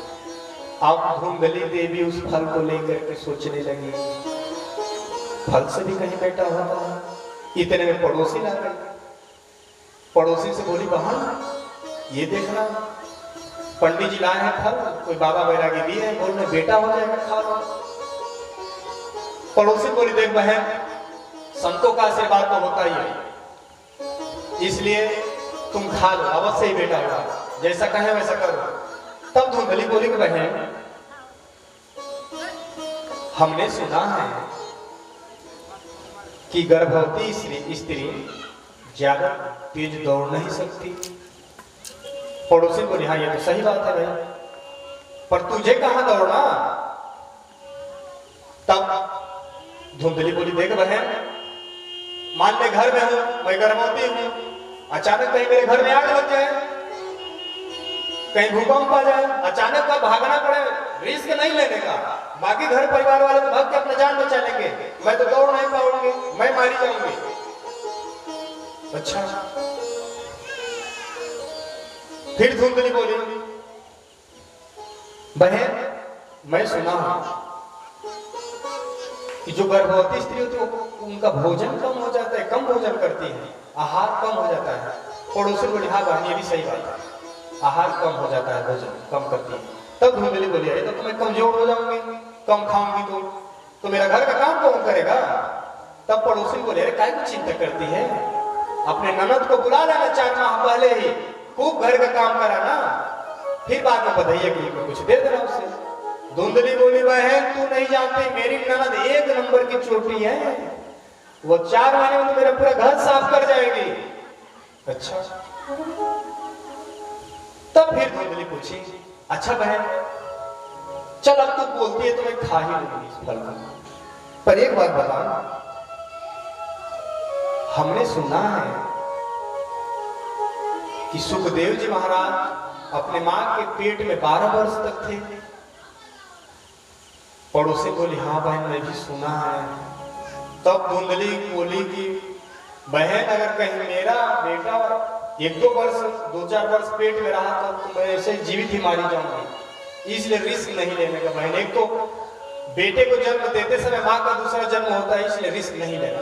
तब पड़ोसी थक गई, समझा के बोली, तू खाना है तो खा, जो मन में वो कर, चली। पड़ोसी समझा, हार के थक के चली गई। फिर दूसरे दिन धुंधली की बहन आई। तब बहन से सारी बात धुंधली बताई। बहन 1 मिनट में समाधान कर दी। बोली, बहन ये सब बाबा बैरागी के चक्कर में न पड़ना, संत फल से भी कहीं बेटा पैदा होता है। लेकिन जब इतना ही विश्वास है तो तेरी गैया भी तो कितने वर्षों से है, आज तक कोई बछड़ा पैदा नहीं की, उस गैया को ये फल खिला दे, इस फल की परीक्षा हो जाएगी। और तू बेटा की चिंता न कर, पहले से मेरे 10 बेटे हैं घर में और ये 11वां पेट में है, बस तू थोड़ा धन दे देना, मैं अपने पति का मुंह बंद कर दूंगी धन दे करके, और ये बेटा जैसे पैदा होगा मैं तेरे को लाके चुपके से दे दूंगी, कोई जानेगा भी नहीं, तेरे पास बेटा भी हो जाएगा, मेरे पास धन भी हो जाएगा, तेरे पास बेटा का बेटा हो जाएगा, मेरे पास धन का धन का हो जाएगा। धुंधली बोले, क्या बात है बहन, अगर बहन है तो तुम्हारी जैसी, तूने सारी समस्या मिनटों में हल कर दी। बहन सच में अपना बेटा दोगी ना? एकदम दूंगी, पक्का रहा, तय हो गया। इधर उस फल को धुंधली ने गौ को खिला दिया और पेट में तावा इत्यादि कढ़ाई कपड़े बांध के पंडित जी को विश्वास दिलाती रही कि महाराज बहुत फायदे हो रहा है। और भोले भाले पंडित जी लड्डू बने रहे कि पत्नी गर्भवती है, समय आने पर गैया का बछड़ा हुआ, गैया का बेटा हुआ, पर बड़ा विचित्र बेटा हुआ। सारा शरीर मनुष्य जैसा है, केवल कान गाय जैसे हैं। तब तक उधर सुनने में आया धुंधली के भी धुंधली के पुत्र हुए, चारों तरफ हल्ला हो गई। कह भगवान देते हैं तो छप्पर फाड़ के, जो पंडित जी के पास कोई संतान नहीं था, दो दो संतान हो गए। गैया ने भी बेटा पैदा किया है, गैया ने भी बछड़ा दिया, और पंडितानी भी का भी बच्चा पैदा हुआ है। तब वो नामकरण की बारी आई। गोकर्ण जी ने, आत्मदेव जी ने, जो गाय से बेटा पैदा हुआ था, उन्होंने उस बेटे का, गाय के जैसे कान होने के नाते उस बेटे का नाम रखा गोकर्ण। अब जैसे ही अपने बेटे का नाम सोचा कि मेरा नाम आत्मदेव, तो बेटे का नाम परमात्मा देव रखूं। इतने में धुंधली आ गई सामने। खबरदार महाराज, 9 महीने तक हमने गर्भ पेट में पाले हैं, नाम मैं ही रखूंगी। अच्छा ठीक है, आप ही रखो। धुंधली बोली, मेरा नाम धुंधली तो मेरे बेटे का नाम धुंधकारी। भैया नामकरण भी बड़ा विचित्र होता है, और नाम का बहुत प्रभाव पड़ता है। आजकल नाम तो कैसे कैसे रखे जाते हैं। नाम का प्रभाव एक बताऊं। 2 मैया थी, एक के बेटे का नाम था हरे राम, एक के बेटे का नाम था हरे कृष्ण। दोनों गांव की मैया थी। प्रायः कुआं पे पहले के जमाने में जल लेने के लिए जाया जाता था, मटका लेकर। दोनों मटके में पानी भरने को लेकर कुआं पे, पहले मैं आई हूं तो पहले मैं आई हूं, इतने में झगड़ गई। सुबह सुबह का समय था, अब गाली शुरू हो गई। अब एक मैया दूसरे मैया को बोले, हे सूर्य नारायण भगवान, आप साक्षी हो, आप सब देख रहे हो, अगर ये पहले मुझे गाली दी होगी तो इसका लड़का हरे रामवा मर जाए। तब वो बोले, हे धरती मैया, आप साक्षी हो, सब देख रही हो, अगर ये पहले मुझे गाली दी है तो इसका लड़का हरे कृष्णवा पहले मर जाए। इस प्रकार दोनों का गाली, वो बोले तेरा हरे रामा मर जाए, बोले तेरा हरे कृष्णा मर जाए। इस प्रकार गाली बोलो। एकादशी का संयोग बस दिन था, हो दिन भर हरे रामा मर जाए, हरे कृष्णा मर जाए, हरे रामा मर जाए, हरे कृष्णा मर जाए। ऐसे लड़ाई होती रही। शाम के समय भूखे लड़ रही थी, शाम के समय लड़ते लड़ते गाली देते देते ऐसे मर गई। इतने में एक आदमी देखा, बोला ये दोनों निश्चित ही नरक आई होंगी, क्योंकि भगवान को गाली दे रही थी। एक संत बगल में थे, बोले करे कैसी बात करते हो, ये भगवान का धाम हो गई है। एक तो आज एकादशी का दिन और भगवान का नाम लेके मरी है। हरे राम मरे, हरे कृष्णा मरे, हरे राम हरे कृष्ण, हरे राम हरे कृष्णा। नाम इनका सुबह से लगातार दिन भर चला, भोजन भी नहीं की है, एकादशी व्रत भी है। कहने का तात्पर्य क्या है कि नाम भी अगर हम रखें तो सोच समझ कर भैया ऐसा नाम रखे ताकि किसी को बुलाने में ही भगवान नाम का जप हो जाए। राम जी, राघव जी, बिटिया है तो किशोरी जी, राधा रानी जी, लाडली जी, सब राधा रानी के नाम है। श्री जी, लड़का है तो राघव, पृथु, ध्रुव, प्रहलाद, तमाम नाम है। तो इस प्रकार नामकरण का भी सोच समझ कर रखे। धुंधली ने अपने बेटे का नाम रखा धुंधकारी। दोनों बेटा समय पे बड़े हुए, दोनों ने ख्याति प्राप्त की, पर क्या गौकर्णो महापंडितो ज्ञानी धुंधकारी महाखल। गौकर्ण महापंडित हुए, धुंधकारी महाखल। धुंधकारी पड़ोसियों के घर में आग लगा देता है, बचपन से ही छोटे छोटे बच्चों को कुआं में धक्का दे देता है।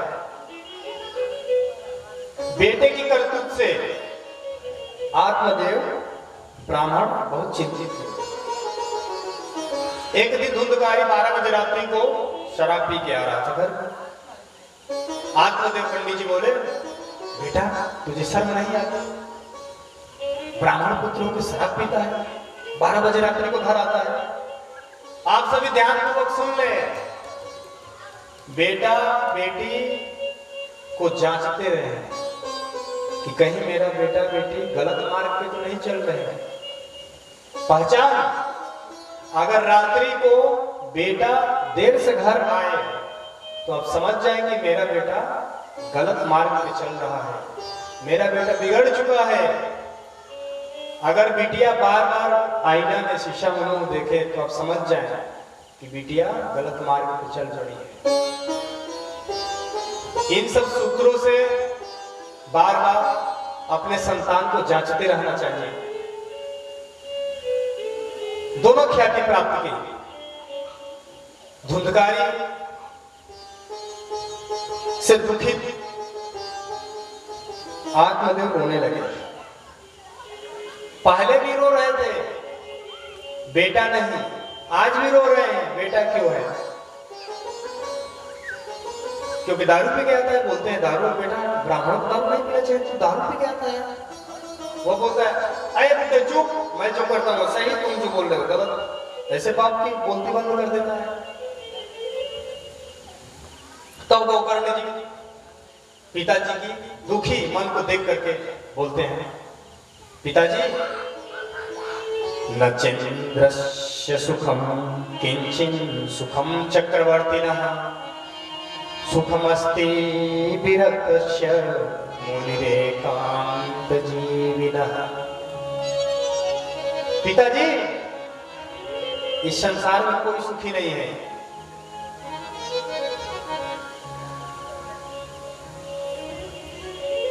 राजा से पूछो तो कहता है महाराजा सुखी, महाराजा से पूछो वो कहता है इंद्र सुखी, इंद्र से पूछो वो कहता है ब्रह्मा जी सुखी, ब्रह्मा से कहो पूछो आप सुखी हो, वो बोलते हैं विष्णु सुखी।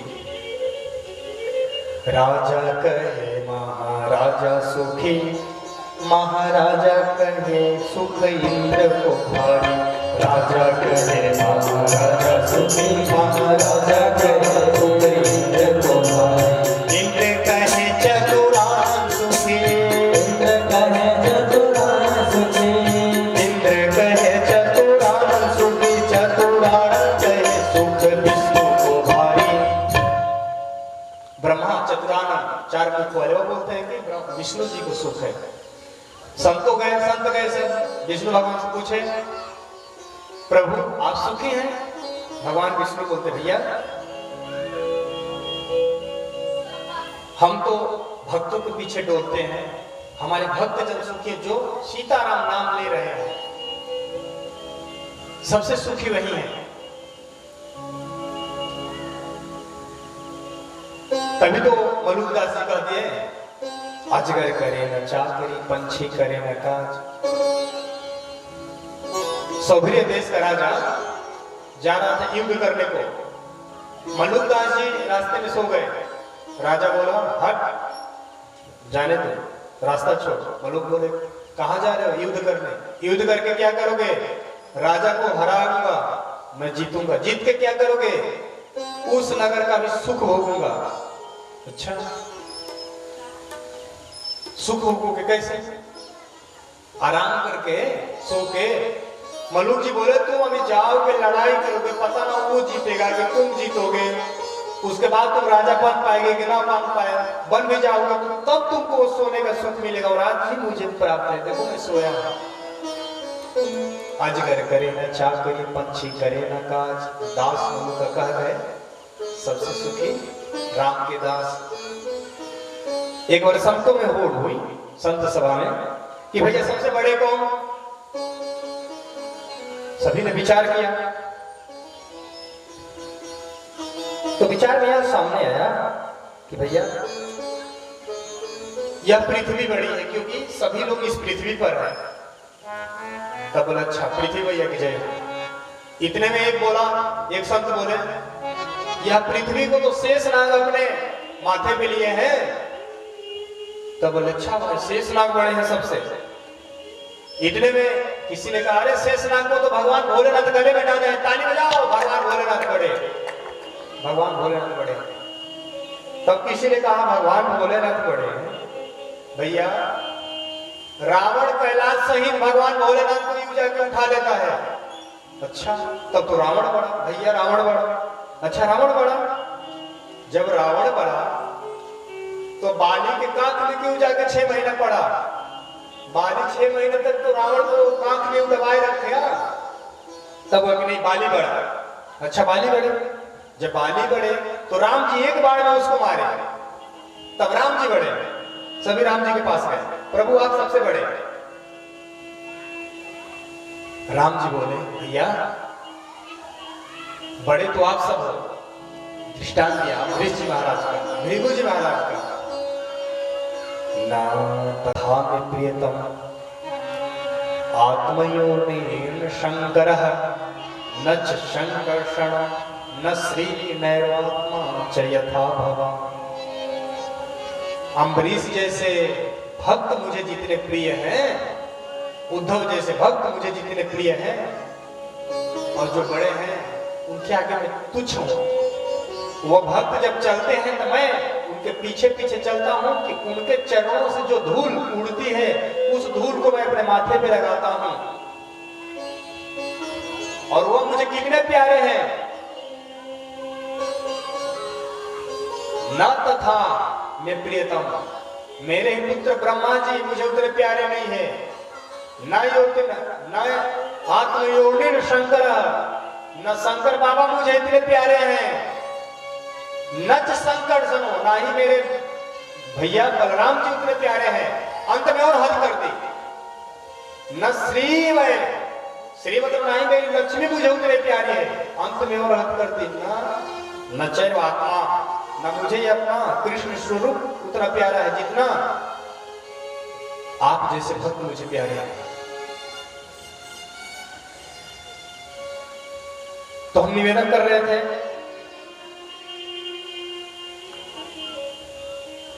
बताए गोकर्ण जी महाराज के पिताजी कहीं कोई सुख नहीं है, और जीव को बांधने की 2 ही रस्सी है। अब थोड़ा ध्यानपूर्वक सुनेंगे। जीव को जगत में बांधने की 2 ही रस्सी है। पहले रस्सी का नाम है अहमता। अहमता किसे कहते हैं? अहम, मैं, ये मैं हूं। दूसरी रस्सी ममता, यह मेरे हैं, मेरे परिवार है, मेरे माता पिता हैं, मेरा घर है, ममता। इन्हीं 2 रस्सियों में जीव बंधा हुआ है। तो पहले अहमता को समझिए। यह 5 भौतिक धर्मशाला है। अरे आपने इस धर्मशाला में, मनुष्य शरीर की धर्मशाला को कमरा बुक कराया, प्रेम पूर्वक रहो, अब कब्जा करने की आधिपत्य ना करो, नहीं तो कमरे का मालिक आएगा, एक धक्का मार के आपको निकाल देगा। यह कमरे का निर्माण कैसे हुआ? क्षिति जल पावक गगन समीरा, क्षिति जल पावक गगन समीरा, पंच रचित शरीरा, पंच रचित पृथ्वी, वायु, आकाश, अग्नि, जल, यह 5 ने अपना अपना अंश दिया ब्रह्मा जी को। ब्रह्मा जी ने शरीर निर्माण कर दिया, हम जीव को यह किराए पे रहने के लिए मनुष्य शरीर दे दिया। अब इस धर्मशाला को हम अपना माने। ऐसे भी इस धर्मशाला में क्या है? अहमता में क्या है भैया? अस्थि स्तब्धम स्नायु बंधम मांस शोणित लेपितम चर्म बलद्धम दुर्गंधम पात्र मूत्र पुरीशयो। यह धर्मशाला कैसा है? अस्थि स्तब्धम। यह शरीर मांस, मेद, मज्जा, स्नायु, रक्त, पीत, मवाद, हड्डी से निर्मित शरीर है, और ईंट गारे सब भरे पड़े हैं। दीवारों पे बढ़िया डेंटिंग पेंटिंग कर दिया गया है, चमक मारने लगा। यही तो इस भवन का है जिसमें हम देहात्म बुद्धि किए बैठे हैं, इस नश्वान शरीर को अपना मान बैठे हैं। पिताजी, इस संसार रूपी वृक्ष के दो फल है इस संसार में। वृक्ष के दो फल है, बहुत ध्यान से सुनिएगा, रिकॉर्ड कर लो। सुख और दुख। इस संसार में वृक्ष के दो फल है, सुख और दुख। इसकी तीन जड़ें हैं, सतोगुण, रजोगुण, तमोगुण। चार रस है इस वृक्ष के, धर्म, अर्थ, काम, मोक्ष। पांच प्रकार से इस संसार को जाना जाता है। श्रवणेंद्रिय के द्वारा सुनना, नेत्रेंद्रिय के द्वारा देखना, घ्राणेंद्रिय के द्वारा सूंघ के, रसेंद्रिय के द्वारा चख के, और त्वगेंद्रिय चर्म स्पर्श करके। इसके 6 स्वभाव हैं, पैदा होना, रहना, बढ़ना, बदलना, घटना, नष्ट हो जाना। इसके 6 स्वभाव हैं। इसके छाल होते हैं ना वृक्ष में, इस संसार के शरीर वृक्ष के छाल क्या है? सप्त धातु, रस, रुधिर, मांस, मेद, अस्थि, मज्जा, बीज यानी शुक्र धातु। 8 डालियां हैं। डाली जो होती है शाखा, पृथ्वी, जल, अग्नि, आकाश, वायु और मन, बुद्धि, अहंकार। इसके 9 फोड़ल है। किसी भी वृक्ष में फोड़ल होता है, इसमें 9 फोड़ल है। कौन कौन है? 9 दरवाजे हैं, देख लो, सबके अंदर है भैया। 2 आंख, 2 नाक, मुख, एक गुदा इंद्री यानी मल त्यागने का स्थान, एक जनेंद्री मूत्र स्थान, और 2 श्रवणेंद्री। सब टोटल मिलाकर 9। ये खोड़ल है शरीर के। इन्हीं स्थानों से प्राण निकलता है शरीर का। आंख से, कान से, नाक से, मुंह से, यहीं से प्राण निकलता है शरीर का। इसके 10 पत्ते हैं, प्राण अपान, व्यान अमान, अपान, समान, उदान। इस वृक्ष पर 2 पक्षी हैं, भगवान और जीव। विडंबना क्या है? जीव रूपी पक्षी इस वृक्ष को देख के राजी हो गया और इसके सुख दुख रूपी फल भोगने लगा, और उसी के कारण हमको बार बार जन्म मृत्यु लेना पड़ता है इस संसार में। यह शरीर क्षणभंगुर है।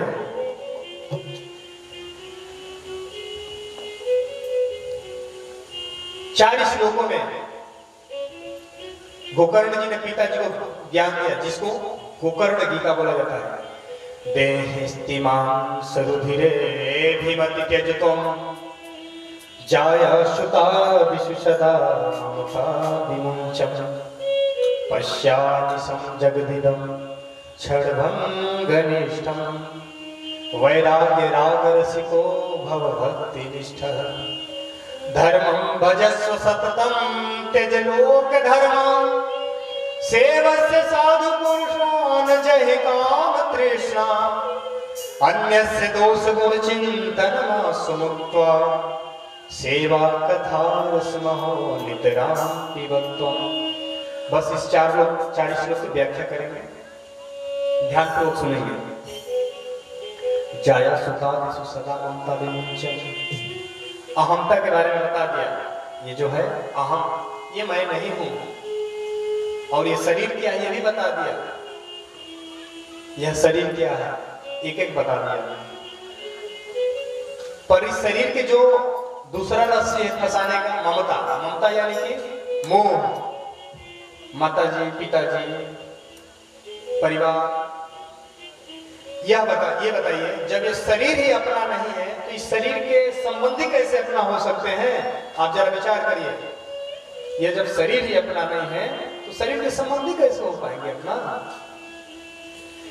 हमने जहां रेल में रिजर्वेशन कराया, अपने यात्रा की तारीख पे जाकर सीट पे बैठ गए, प्रेम पूर्वक यात्रा कर रहे हैं। उस ट्रेन के डब्बे में और भी बहुत से यात्री हैं, उनसे बातचीत होने लगा प्रेम पूर्वक। भैया कहाँ तक जाओगे?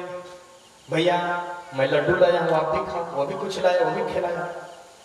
प्रेम पूर्वक बातचीत करते जा रहे। इतने में सामने वाले का स्टेशन आ गया। वो बोले भैया हमारा स्टेशन आ गया, यहीं तक। हमको जाना था। वो अपना बोरिया बिस्तर बांधा और ट्रेन से उतर गया। वो उतरा, उसके स्थान पर दूसरा एक यात्री आके बैठ गया, भैया यहां से मेरा टिकट है। ऐसा होता है ना यात्रा में, पुराने यात्री जाते रहते हैं, नए नए यात्री चढ़ते रहते हैं। जिनका जहां का टिकट होता है वहां उतरते हैं, वहां से जिनका टिकट होता है चढ़ते हैं। ठीक ऐसे ही हमारे मनुष्य जीवन की यात्रा में होता है। हम कल तक जिनको जानते भी नहीं थे,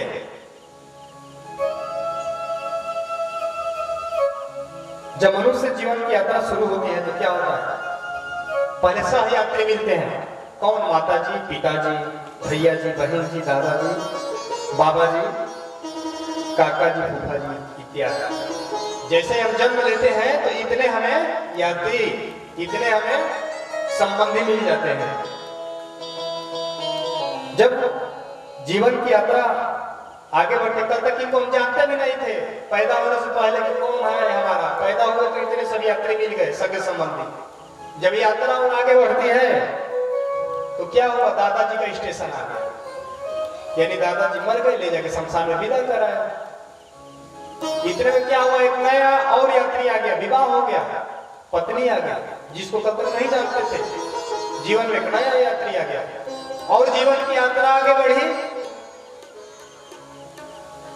तो बेटा पैदा हो गया, एक और जीवन में यात्री नया जुड़ गया और यात्रा आगे बढ़ी तो पिताजी का स्टेशन आ गया, ले जाके शमशान में भेजा।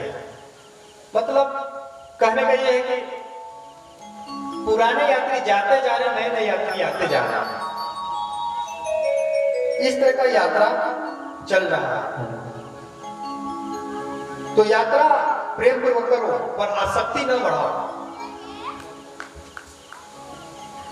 जिस प्रकार कमल का फूल जल में रहता है, उस तरह हमें संसार में अपने परिवार में रहना चाहिए। कमल का फूल कीचड़ में रहता है, उसी से रस जल लेता है, उसी से फलता फूलता है, पर उसमें आसक्ति नहीं रहता। आसक्ति का मतलब कीचड़ में डूब के नहीं रहता है, कीचड़ से ऊपर उठ के रहता है। उसी प्रकार हमको अपने परिवार में रहना चाहिए।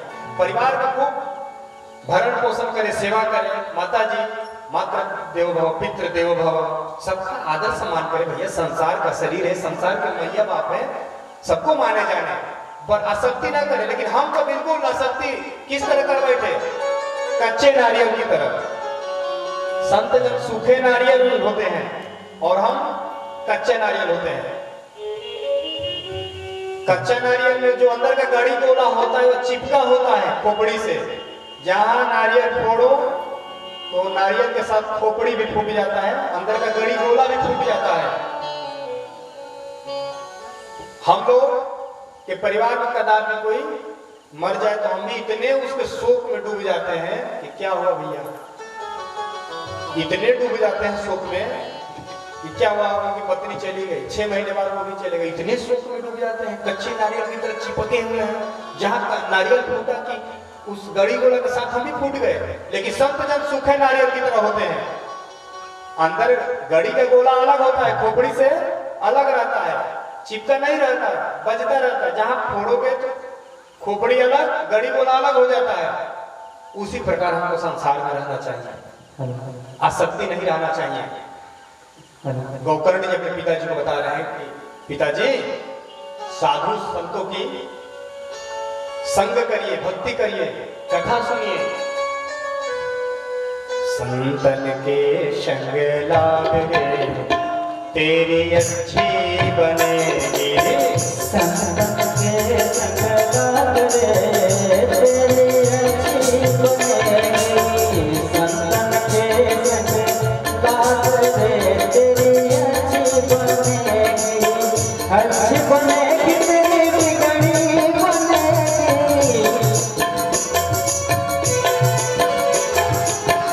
अच्छी बनेगी तेरी बिगड़ी बनेगी।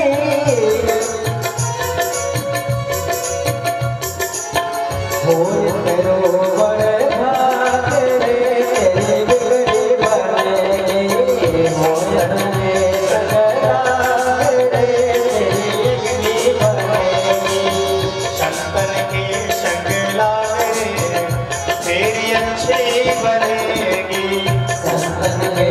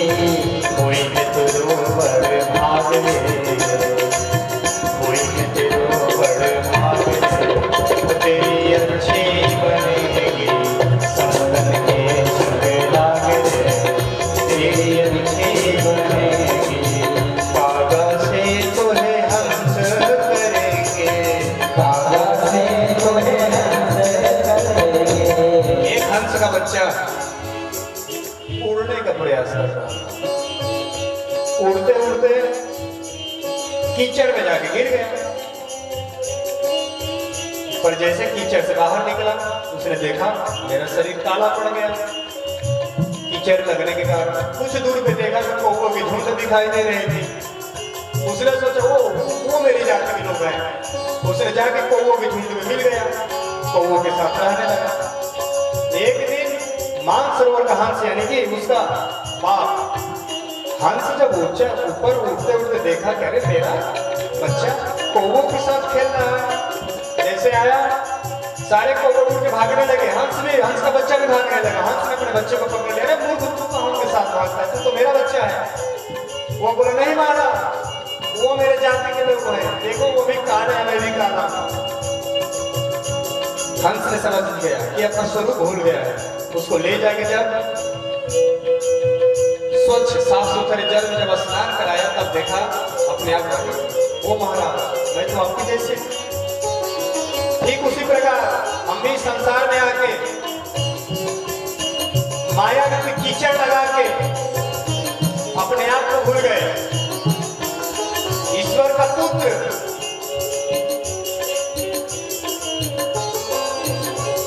यहाँ माया में आके लिपटे हुए हैं। ईश्वर अंश जीव अविनाशी चेतन अमला सहज सुख राशि। तुम्हारा कहाँ गया सुख राशि, जो तुम्हारा स्वरूप था सुख राशि। जो माया में कीचड़ लगा के तुमने अपना स्वरूप को भूल गए। तो जब ऐसे ही संत जन आते हैं हमारे जीवन में, बोध कराते हैं, ज्ञान कराते हैं, तब जाके हमें विवेक बोध होता है, अपने स्वरूप को पहचानते हैं। और जिस तरह वो हंस का बच्चा अपने पिता हंस के साथ अपने धाम को चला जाता है, ठीक उसी प्रकार हम भी अपने प्रभु के पास चले जाते हैं। कागा से तुम्हें हंस करेंगे, कागा से तुम्हें हंस करेंगे। मिट जाए उड़े के तागड़े, मिट जाए उड़े के तागड़े। वो तेरी अच्छी बनेगी, शंकर के शंकर लागड़े। तेरी अच्छी बनेगी, संतन संग करे पुण्य कमाई, संतन संग करे पुण्य कमाई, संतन संग करे पुण्य कमाई, संतन संग करे पुण्य कमाई। कोई है तेरो बड़े भागले, कोई है तेरो बड़े भागले। तेरी अच्छी बनेगी, संतन के संग लागड़े। तेरी अच्छी बनेगी, संतन के संग लागड़े। तेरी बिगड़ी बनेगी, संतन के संग लागड़े। तेरी अच्छी बनेगी, संतन के संग लागड़े। तेरी बिगड़ी बनेगी, तेरी अच्छी बनेगी, तेरी बिगड़ी बनेगी। बोल संत वैष्णव भगवान की जय हो। श्रीमद् भागवत महापुराण की जय हो। इसी प्रकार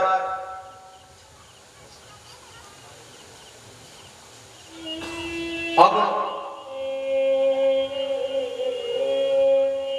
हुआ ये, पिताजी अपने पुत्र की बस 10 मिनट की कथा और धुंधकारी मोक्ष 10 मिनट की कथा है। पुत्र की बात को मान के आत्मदेव ब्राह्मण जंगल में जाकर के 10वां स्कंद का पाठ करके अपने परम धाम को चले गए। और जैसे पिताजी गए तब धुंधकारी ने अपने माताजी को पकड़ा। माताजी सारा माल तुम्हें सौंप के गए हैं, चल अब जल्दी जल्दी निकाल। धुंधली बोली बेटा तूने छोड़ा है क्या? घर का तू बर्तन धोता, थाली तक तूने बेच डाला, घर में रखा क्या है? सही सही बताती है, नहीं बताती है जलती हुई लकड़ी से मारूंगा तेरे को। धुंधली सोची ये निश्चित ही मुझे मारेगा। रात्रि में घर से बाहर निकली, जाके कुएं में छलांग लगा के आत्महत्या कर ली। पिताजी गए वन, माता जी गिर गई कुआं में। अब गोकर्ण जी सोचे शायद तीसरा नंबर मेरा है, तो बोले भैया तीर्थ यात्रा करने के बहाने आज्ञा ले, भैया मैं तीर्थ यात्रा करने जा रहा हूँ। ठीक है जाओ। भैया भी चले गए तीर्थ यात्रा करने। अब इधर हुआ ये कि अब घर में कोई नहीं, अकेले धुंधकारी 5-5 वेश्याओं को घर में लाकर रख लिया। अब महाराज एक पत्नी का तो खर्चा चलता नहीं, 5 का खर्चा कैसे चले? चोरी करने लगा। एक दिन राजा के घर में जाकर भयंकर चोरी की, बहुत ज्यादा धन संपदा लूट के लेकर आए और उन वेश्याओं को दे दिया। वेश्याओं ने देखा कि बहनों ये रोज रोज चोरी करता है और आज तो बहुत ज्यादा चोरी करके लाया है, कल निश्चित ही पूछताछ होगी, राजा के दरबार में ये कहीं पकड़ा गया, राजा के दरबार में इसकी पिटाई भई, ये निश्चित ही हमको बताएगा नाम कि मैं तो इन्हीं को लाके देता हूँ, तो इसके साथ साथ हम लोग को भी जेल की हवा खानी पड़ेगी। इसलिए बहनों अपने पास माल पर्याप्त मात्रा में हो गया, इसको ठिकाने लगाओ, रफूत हो जाओ। खूब धुंधकारी को दारू मदिरा पिलाई, पलंग पे सो गया, नशे के दूध में चारों पांव हाथ उसको खाटी में बांध दी और उसको लगी मारने, भयंकर मारा, मुख में कपड़ा ठूस ठूस के मारने लगी। धुंधकारी चिल्ला पड़ा। इतने में एक गई वेश्या चूल्हे में जलता आग का अंगारा लेके आई, पूरा मुंह में ठूस ठूस के मार डाली। भयंकर चिल्लाता हुआ धुंधकारी मृत्यु को प्राप्त हुआ, प्रेत बना। जैसे ही गोकर्ण जी को पता चला, उन्होंने गया में जाकर पिंडदान किया। अब आए घर को, घर में आए, उन्होंने देखा सोते समय कि कोई बच्चा रो रहा, वही बच्चा भेड़ बन गया, वही बच्चा भैंसा बन गया। घबरा गए। गोकर्ण पूछा कौन हो तुम? धुंधकारी बोल पड़ा, भैया मैं आपका बड़ा भाई हूँ, भूत बना हूँ, बहुत कष्ट है मुझे, कोई उपाय करो मुझे यहाँ से निकालने का, इसी भूत योनि से मुक्त कराने का। गोकर्ण जी बोले भैया अभी आप चले जाओ, मैं तो तुम्हारा पिंडदान कराया गया में, फिर भी तुम भूत बने हो। धुंधकारी बोला भैया 100 पिंडदान भी करो गया में तब भी मुक्त नहीं होऊंगा। क्यों जी? कहा गया गया में पिंडदान करने मात्र से जीवों की मुक्ति हो जाती है। हाँ होती है। किनके लिए होती है? जो अपने कुल खानदान के होते हैं। धुंधकारी कहाँ का था? आत्मदेव के कुल खानदान का नहीं था, वो तो मायके से आया था ना, धुंधली के बहन का तो पुत्र था वो, तो उसकी कैसे मुक्ति होगी पिंडदान से, गया श्राद्ध से? तब बोले गोकर्ण जी आप अभी चले जाए, मैं सुबह जरूर आपके बारे में विचार करूंगा। सुबह हुआ, ब्राह्मणों को बुलाकर परामर्श लिया गया। सूर्य भगवान आए, बताया अपनी ज्योति से कि ऐसा है भैया, आप भागवत कथा अनुष्ठान करो, अवश्य आपकी भाई की मुक्ति होगी। गोकर्ण जी महाराज ने अपने भाई के नाम से कथा अनुष्ठान किया। साप्ताहिक कथा क्या है? 7 गांठ की एक बांस की बल्ली लगाई गई, उसी में धुंधकारी प्रेत आत्मा जो था आके प्रवेश कर गया। एक एक दिन की कथा होती गई और एक एक बांस की गांठ चटकता गया। 7वें दिन की कथा हुई, 7वां गांठ चटका और धुंधकारी उसमें से प्रकट हुआ दिव्य स्वरूप पार्षद के रूप में। सब लोग अवाक रह गए, आश्चर्य हो गए देखते। बोला कि भैया मैं आपका भाई धुंधकारी हूं, और भाग्य आपने जो हमको हमारा कल्याण कराया। इस प्रकार से धुंधकारी का मोक्ष हुआ। आज आपने जो कथा सुनी है, यह भागवत जी के महात्मा का मतलब होता है कि ग्रंथ का महत्व क्या है, भागवत का महत्व क्या है। तो आज आपने जो कथा सुनी, महत्व बिना महत्व जाने किसी के आगे की बात आपको समझ में नहीं आएगी। तो आज की कथा में महत्व बताया हूं भागवत जी का, कि कैसे कैसे पापी जन इन कथा से तर जाते हैं। अब बस संकीर्तन आगे पूछ रहे हैं नारद जी महाराज, इस भागवत कथा को कराने के लिए क्या क्या करना चाहिए। तब उन्होंने बताया कि कम से कम 3 या 5 ब्राह्मण को 12 मंत्र जप के लिए बिठा दो, और अंत में खूब कीर्तन करना चाहिए। जब कीर्तन के नाम सौनकादिक ऋषियों ने लिया, तो नारद जी ने अपने बीड़ा पर राग छोड़ दिया, मालकोस।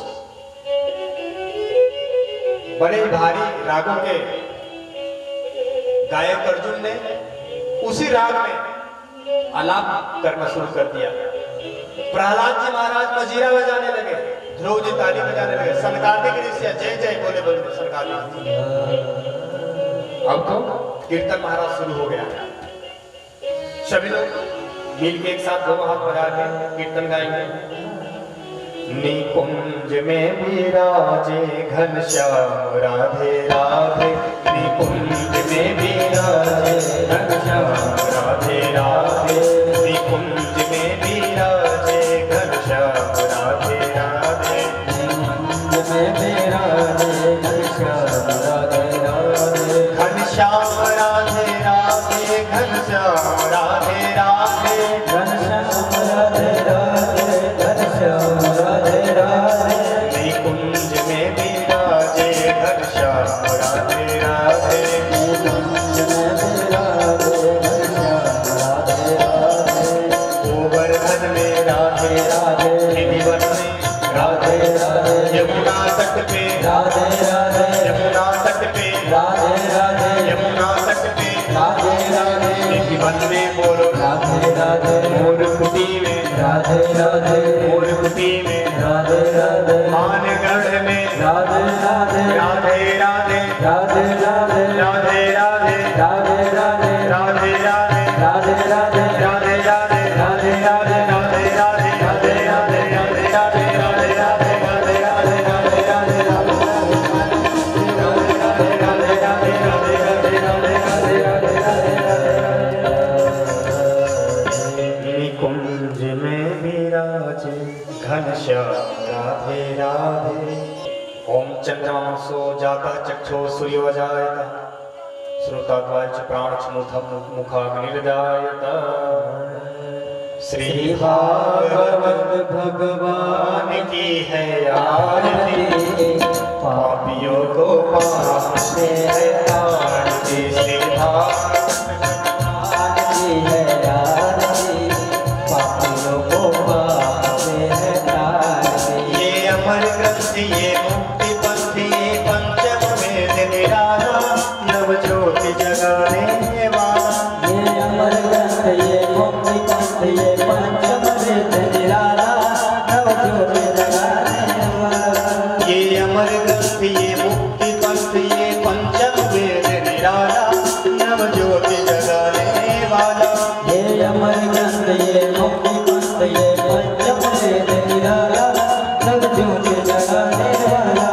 हरि नाम यही हरि धाम यही, हरि नाम यही हरि धाम यही, हरि नाम यही हरि धाम यही, हरि नाम यही हरि धाम यही। जग के मंगल की आरती, पापियों को पाप से है तारती। श्री भागवत भगवान की है आरती, पापियों को पाप से है तारती। ये शांति गीत पावन पुनीत, पापों को मिटाने वाला, हरि दर्श कराने वाला।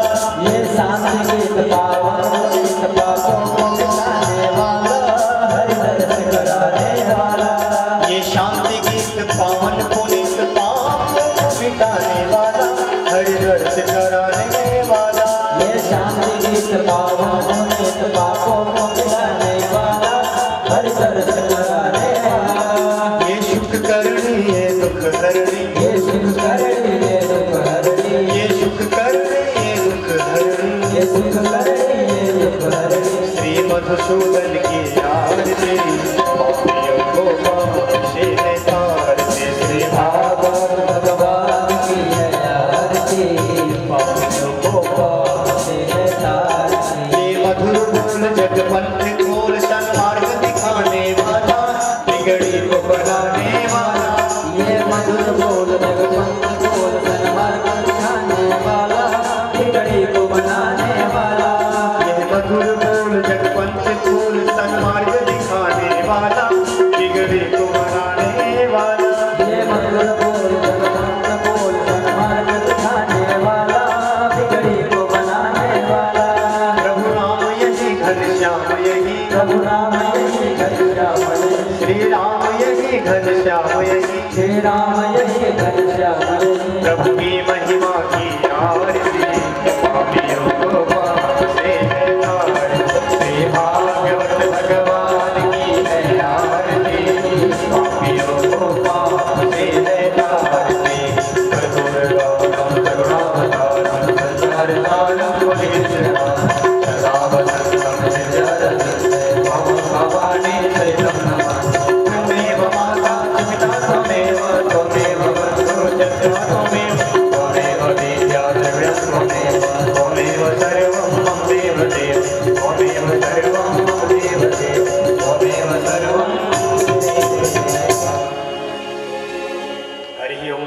दीर्घाय विद्महे वक्रतुण्डाय धीमहि तन्नो दन्तिः प्रचोदयात्।